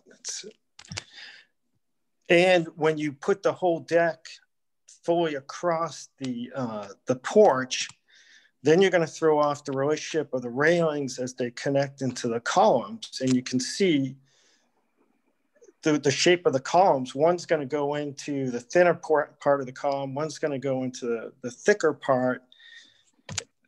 I mean, that's going to be difficult to do without creating a lot of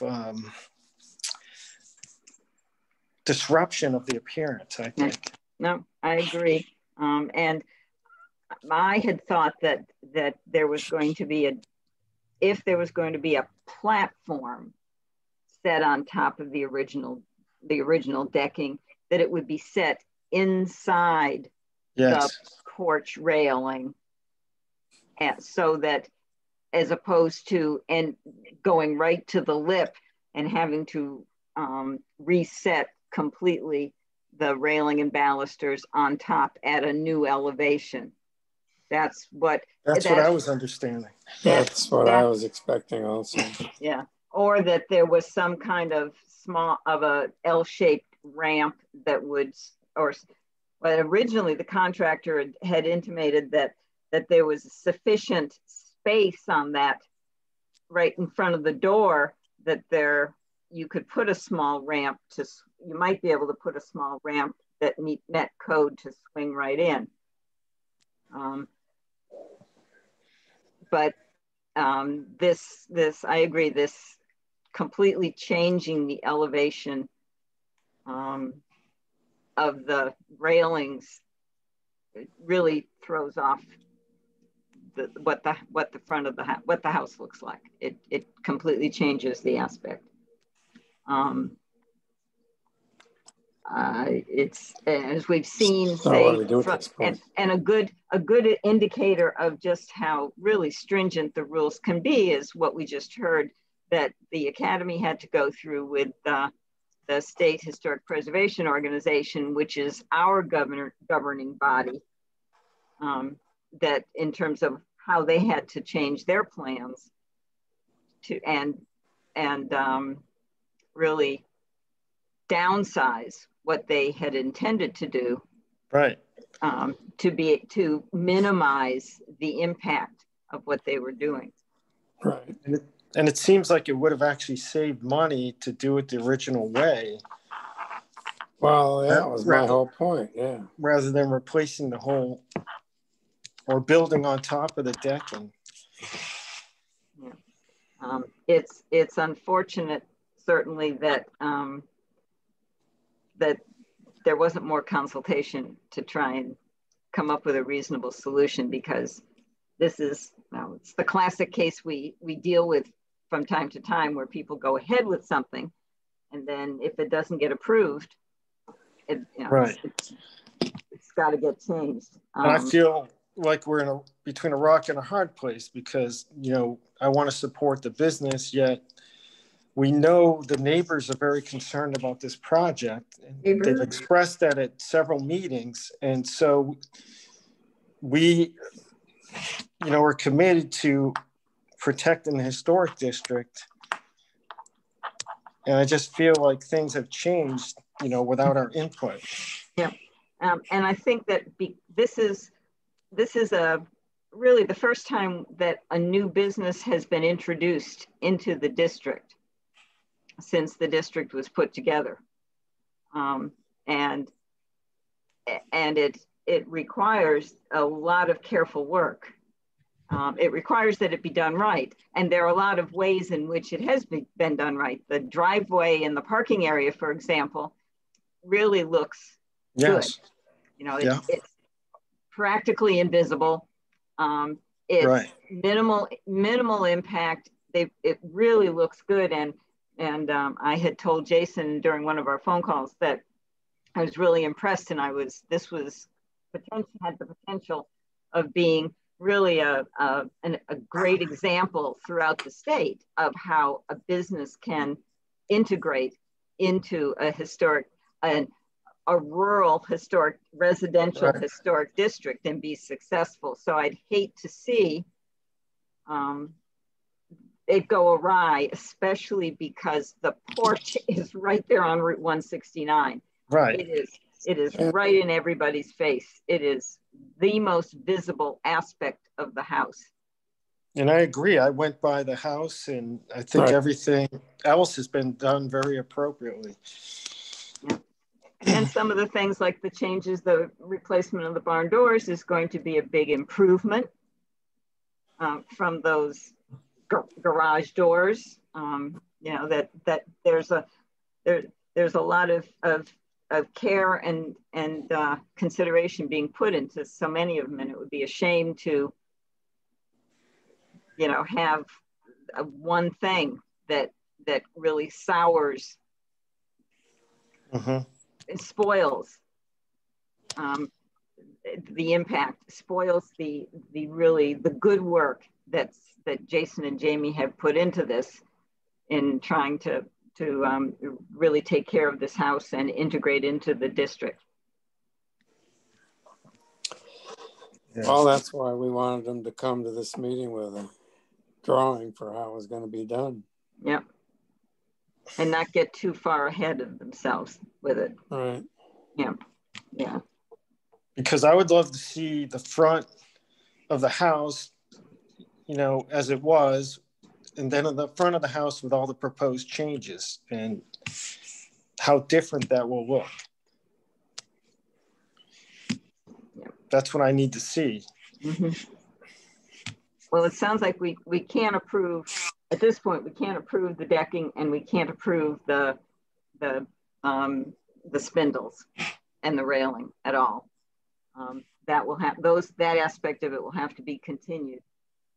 But we can, I think we can break it out, and we can, if we're in agreement, approve the barn doors so they can get going on that. And we can approve the fence as well. Right. Right. All right. So with that, then if I would look for a motion to that effect. I move that we continue the decking and balusters and approve the barn door and fence. I'll second that.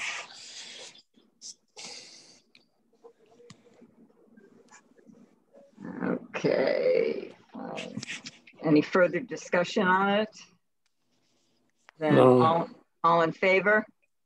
Aye. Then motion is carried. Okay, so Jason and Jamie. So what we'll do is I'll get you another, send you another certificate that and information like I did before that says that we've approved the barn doors and the fence, but that we are continuing until the next meeting the balusters and the decking. So that now our next scheduled meeting is in December, I think right around the holiday. We'll probably move it up a little bit into December. We'll come up with a date that works a little better. Not doing it Christmas week. We'll probably do it the week before Christmas, so that we can meet the timeline that we need to for this certificate of appropriateness. But in the interim, what we really need is we need more work on the decking. We need more work on the porch issue. We need to get full schematics, and we really are not in favor of the current configuration of that decking that is going with that will end up with the porch rails on top of it rather than outside it. I think if you need to, we can try and put together, we can try and get a project consultation maybe in between the next meeting where. Can I just add something real quick? Yep.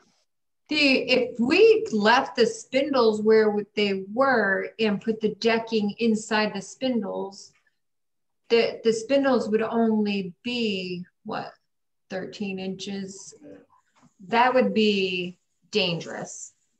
I don't think you guys realize how busy we are and how many people are going to be in and out of that building. For you guys to, you know, we proposed 25 parking spots and we need more than 25. We got 13. Greatness was people parking on the street. I mean, I'll be honest with you, I had a full parking lot at the new location. We weren't even open. I couldn't let anybody in. So what we've got to come up with some kind of a reasonable solution that's going to preserve the facade of that house. I get it. But we need to be safe. We have to be safe. You've got to meet code, and that's understandable. So we've got to blend meeting. So we've got to find out what is, you know, we've got to make sure we know what code is and also what preserves the front of that building.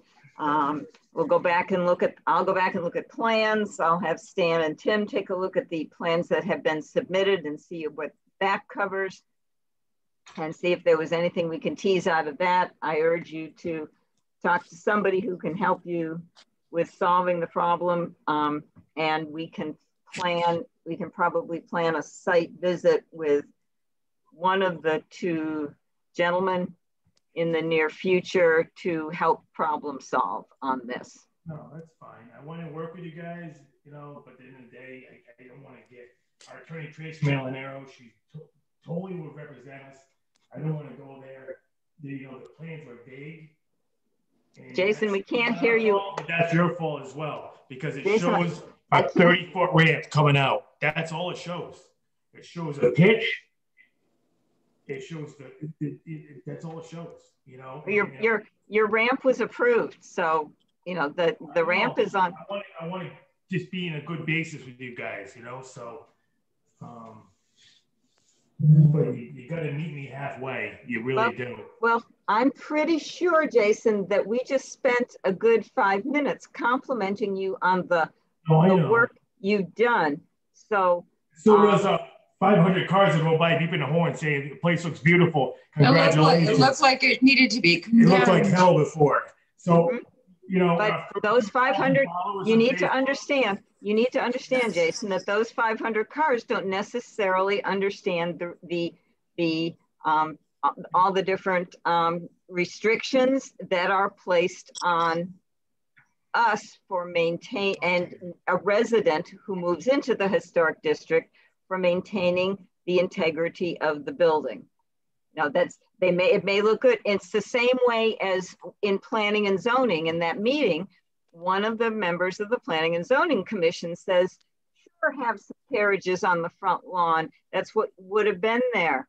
And no, the district doesn't approve those kinds of things. So it's people who don't work with the Historic District Commission regulations don't necessarily know the specifics of what we have to conform to continue to operate as a historic district. And that State Historic Preservation Organization oversees what we do.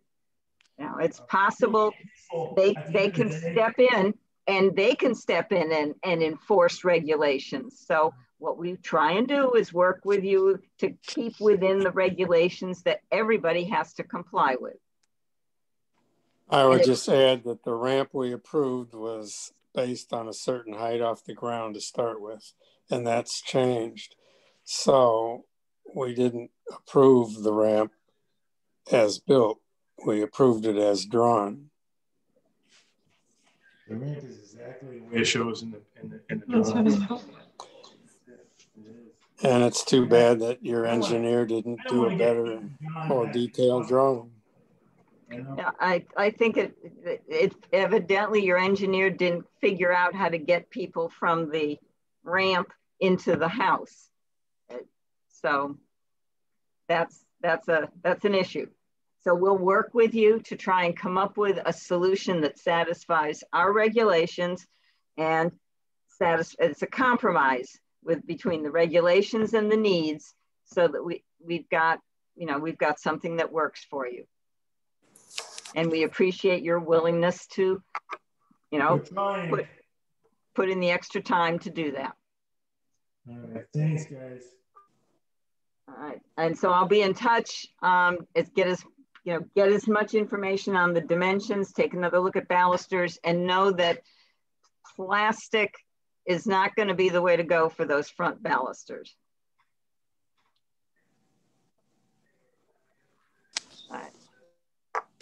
All right.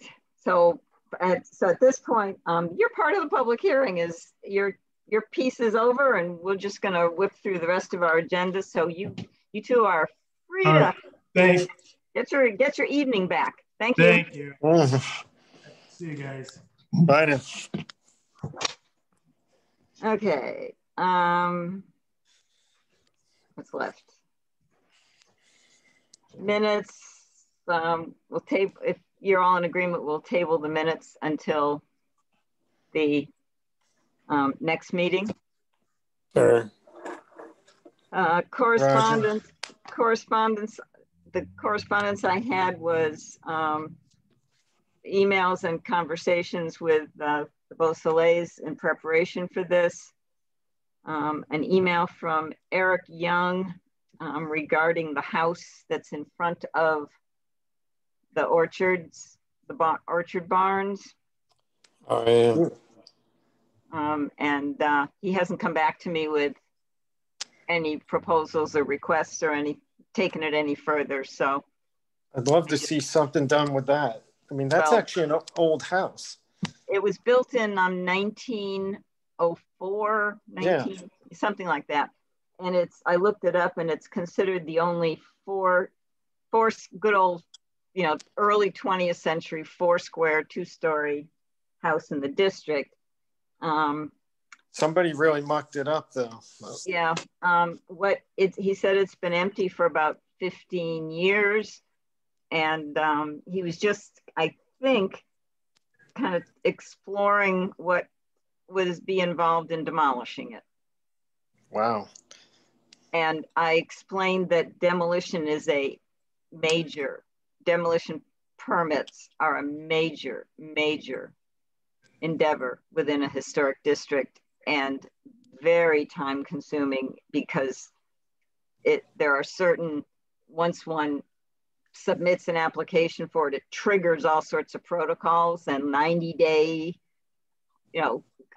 freeze on it, while all different remedies are investigated and decisions are reached. So I just kind of said it's not simple and easy. Just gave him a heads up and figured Harold. Hold on, Alexa, quiet. I figured that that Harold would talk to him about it, right? And that if so, and said we'd be happy to talk further if he is interested in exploring it further, and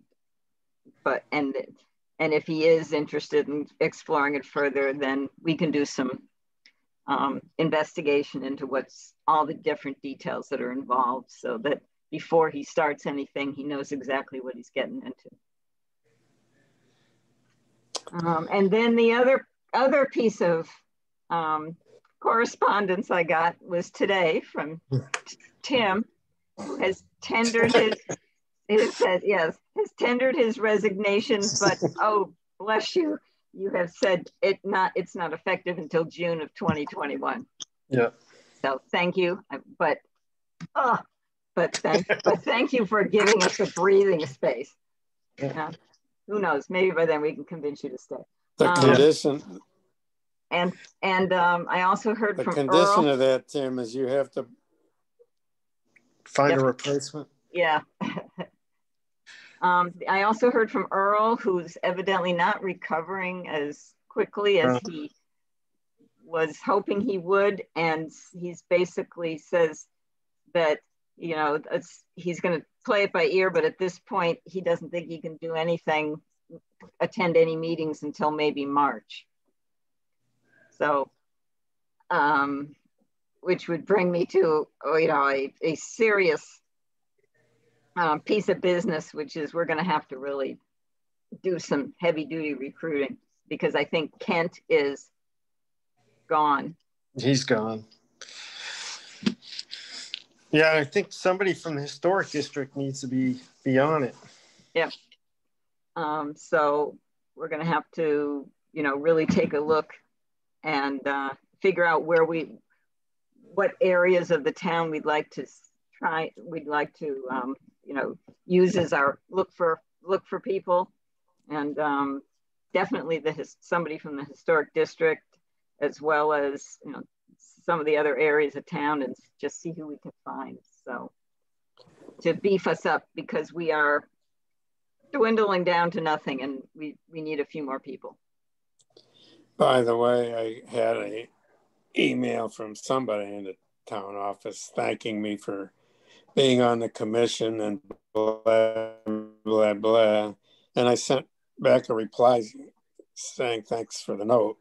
And could you update the membership on some of these commissions on the town site? And I haven't heard a thing. So I'll talk to Crystal to make sure that she's updated them. I give her another email. And so I think we might need just to somehow have a discussion about how we're going to handle what we're dealing with 599. I don't know, you know, I don't think this is,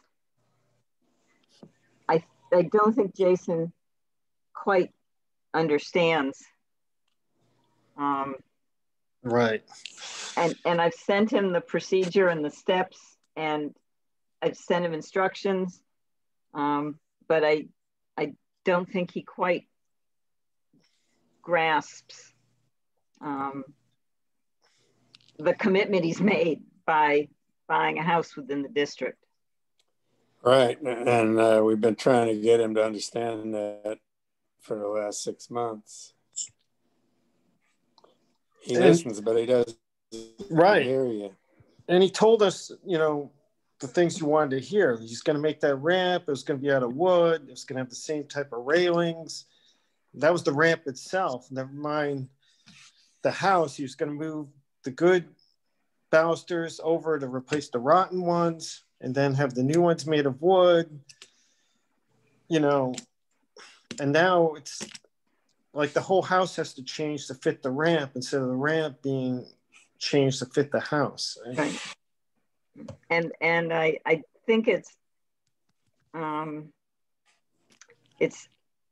inappropriate that they are using their schedule as a lever on us.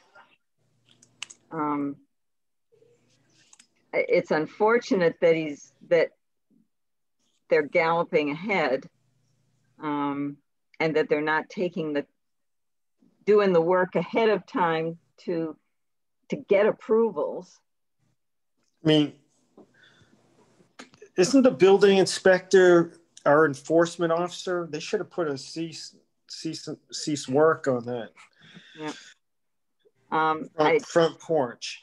Well, and Stan suggested that, and I thought, well, Stan suggested, because this has all happened in in the past, since, was it Sunday or Monday, Stan? Sunday. That they started the work. And I said, well, we're going to meet them on the 18th. Let's see how that goes.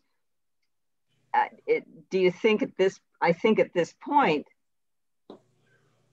what do you think about approaching the building official to tell them that they've got it?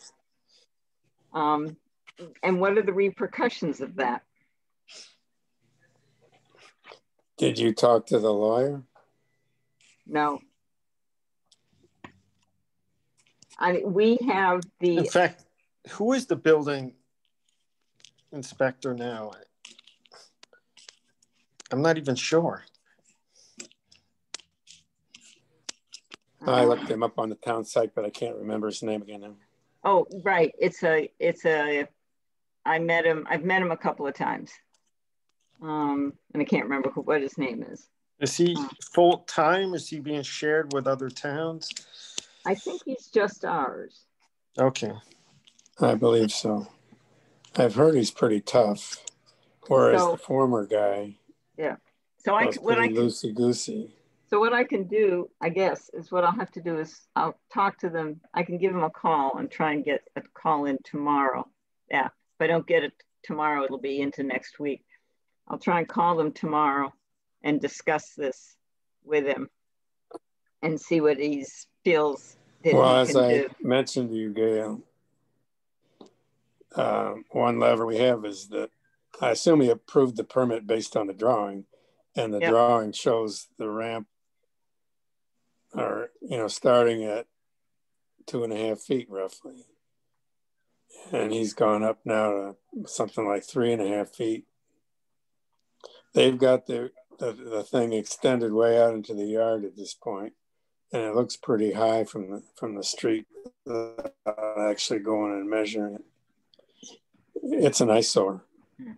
So part of the problem I foresee is that here in the public hearing, I specifically asked him if the extra 13 inches on the deck changed the elevation of the ramp, and they said no.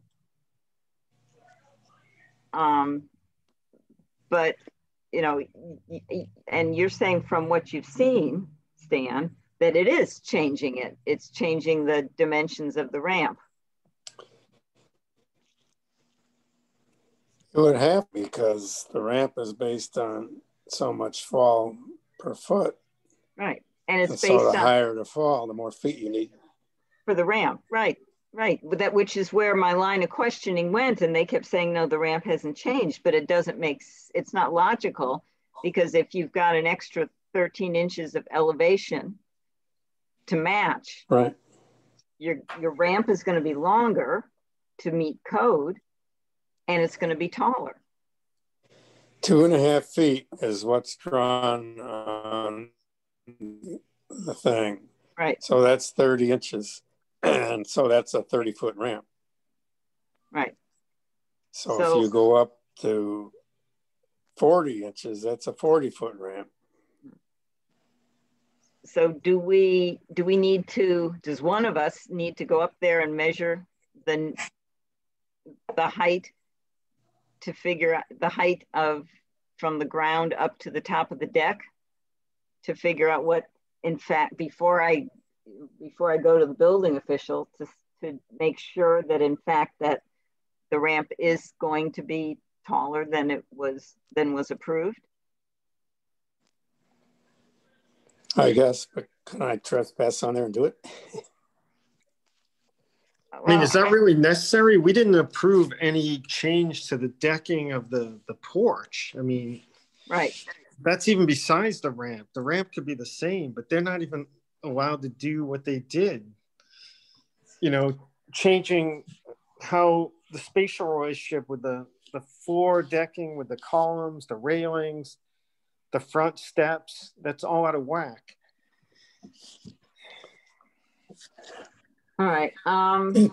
There's no question it's higher than was drawn. So yes. What the exact number of inches is a little irrelevant. And the problem, and I don't care if they're allowed to use those front steps. They're still front steps. I get back to that, and that top step with the extra decking comes out to like a foot plus, top step, which is a total danger hazard, and that's not to code. Well, even if they put a railing across that section, still, that's not allowed. The scale of it just looks ugly. It looks like. But can you make a step that's not to code and then put a railing to block it? No one's going. Well, no one. I think that what would be argued and probably could be sustained is that no one's going to, with a railing straight across, that entranceway onto the porch. No one's going to use it as a step. But that begs the question, are we going to approve a railing straight across? That's another thing that's going to change. Throws everything off. Yeah. And it's going to be damaging now they're talking about the pillars, which are. And they have I think they have no interest in replacing it with wood, any of this. It's going to be the cheapest possible. It's going to be really tacky if we don't stand firm. And then the other piece of it is what about, what kind of railing, we didn't even get into what kind of railing they're going to, I think they're proposing plastic railing for the ramp. Yeah. And I'm not sure that one. I'm not sure where to go with that. The ramp is a totally artificial modern installation. Right. And so potentially. But even that, I'd rather go something that's wood, maybe, prefabricated, but at least wood, not vinyl. Well, the original plans that we approved called for wood that would replicate the existing porch railings.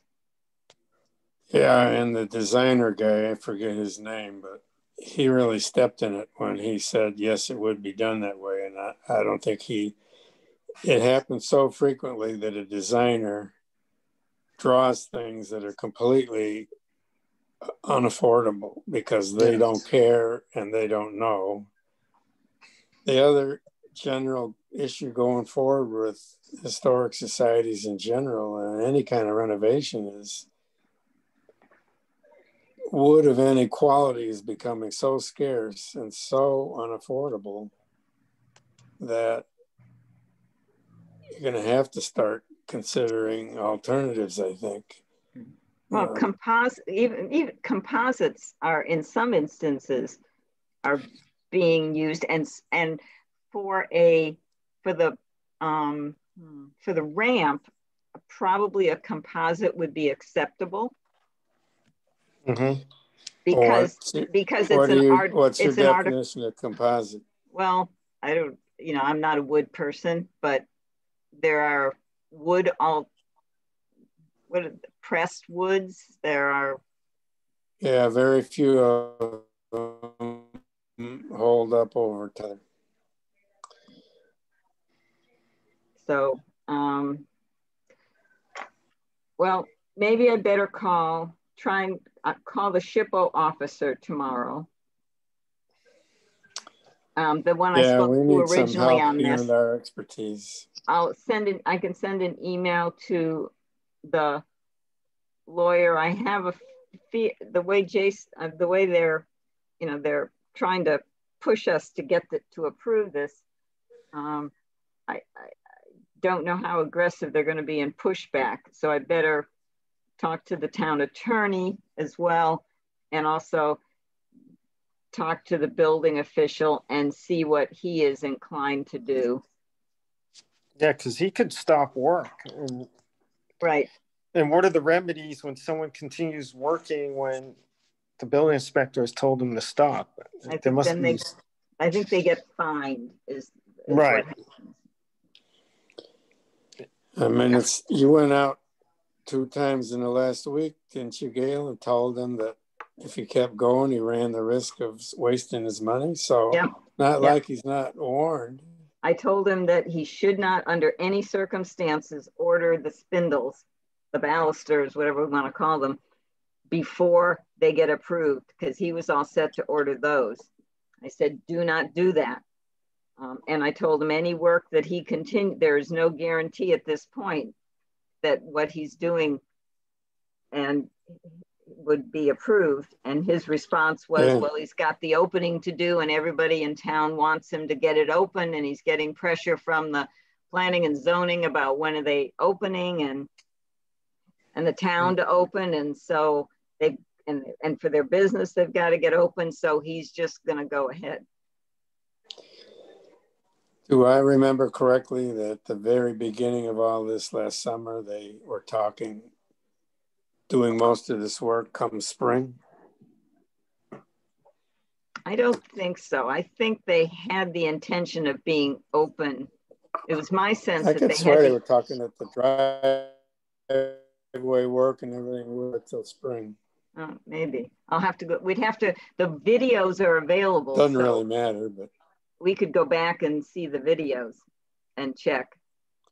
I know that along the way there was the intent to get. They wanted to be open before Christmas.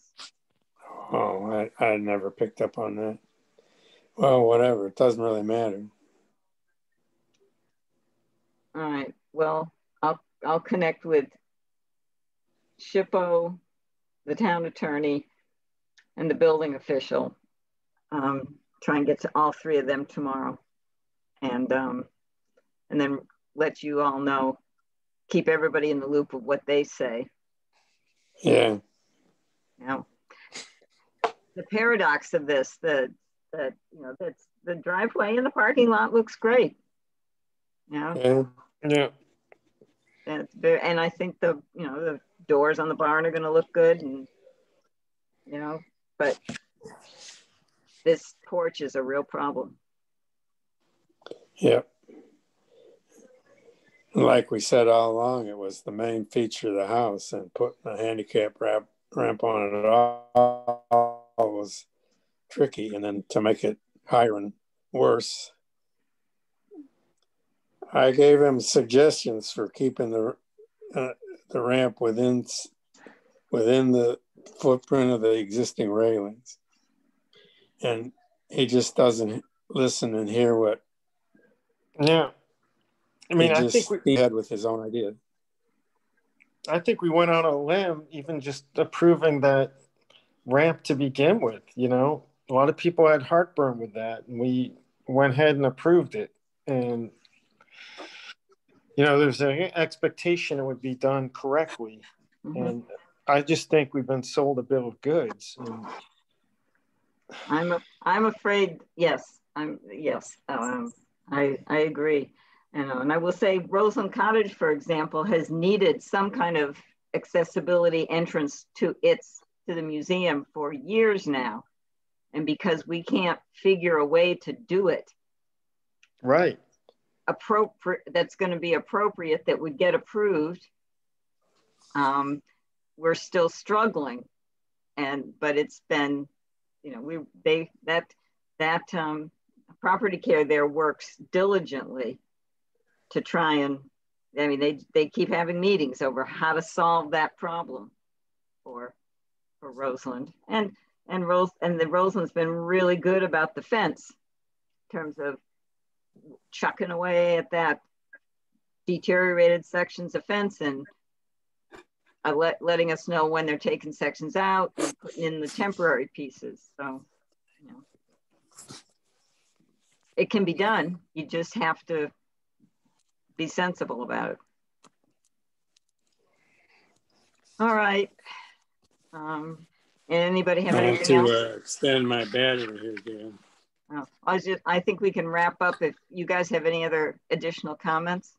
I would just think it'd be good to have a full commission, some more members show up, because it's just you and me and Stan, it's barely a quorum. So if we had the full sitting commission, I think it just add a little more weight to what we're saying. It's just not us three with an attitude.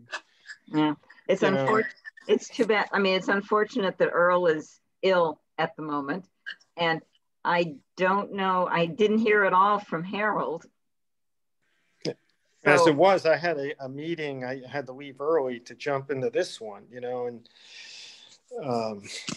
I would have missed it if I would have missed this one if somebody else was showing up, but it's tough. Yeah, I know it. So what we need to do, let's hope that the next one we can get, maybe Earl will feel a little bit better and he'll be able to join us. But we should at least get, Harold was at the last meeting and he said this was a good date, which is why we picked it.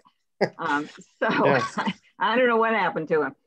But let's the other thing for you two to do is look at December and figure out when, because I think the 4th puts us right around Christmas. So we normally don't even meet in December, but I think we're going to need to have a special meeting just to take care of this. So look at your schedules and let me know what evenings might work for you. And so Wednesday the 16th is kind of mirrors what we did this month.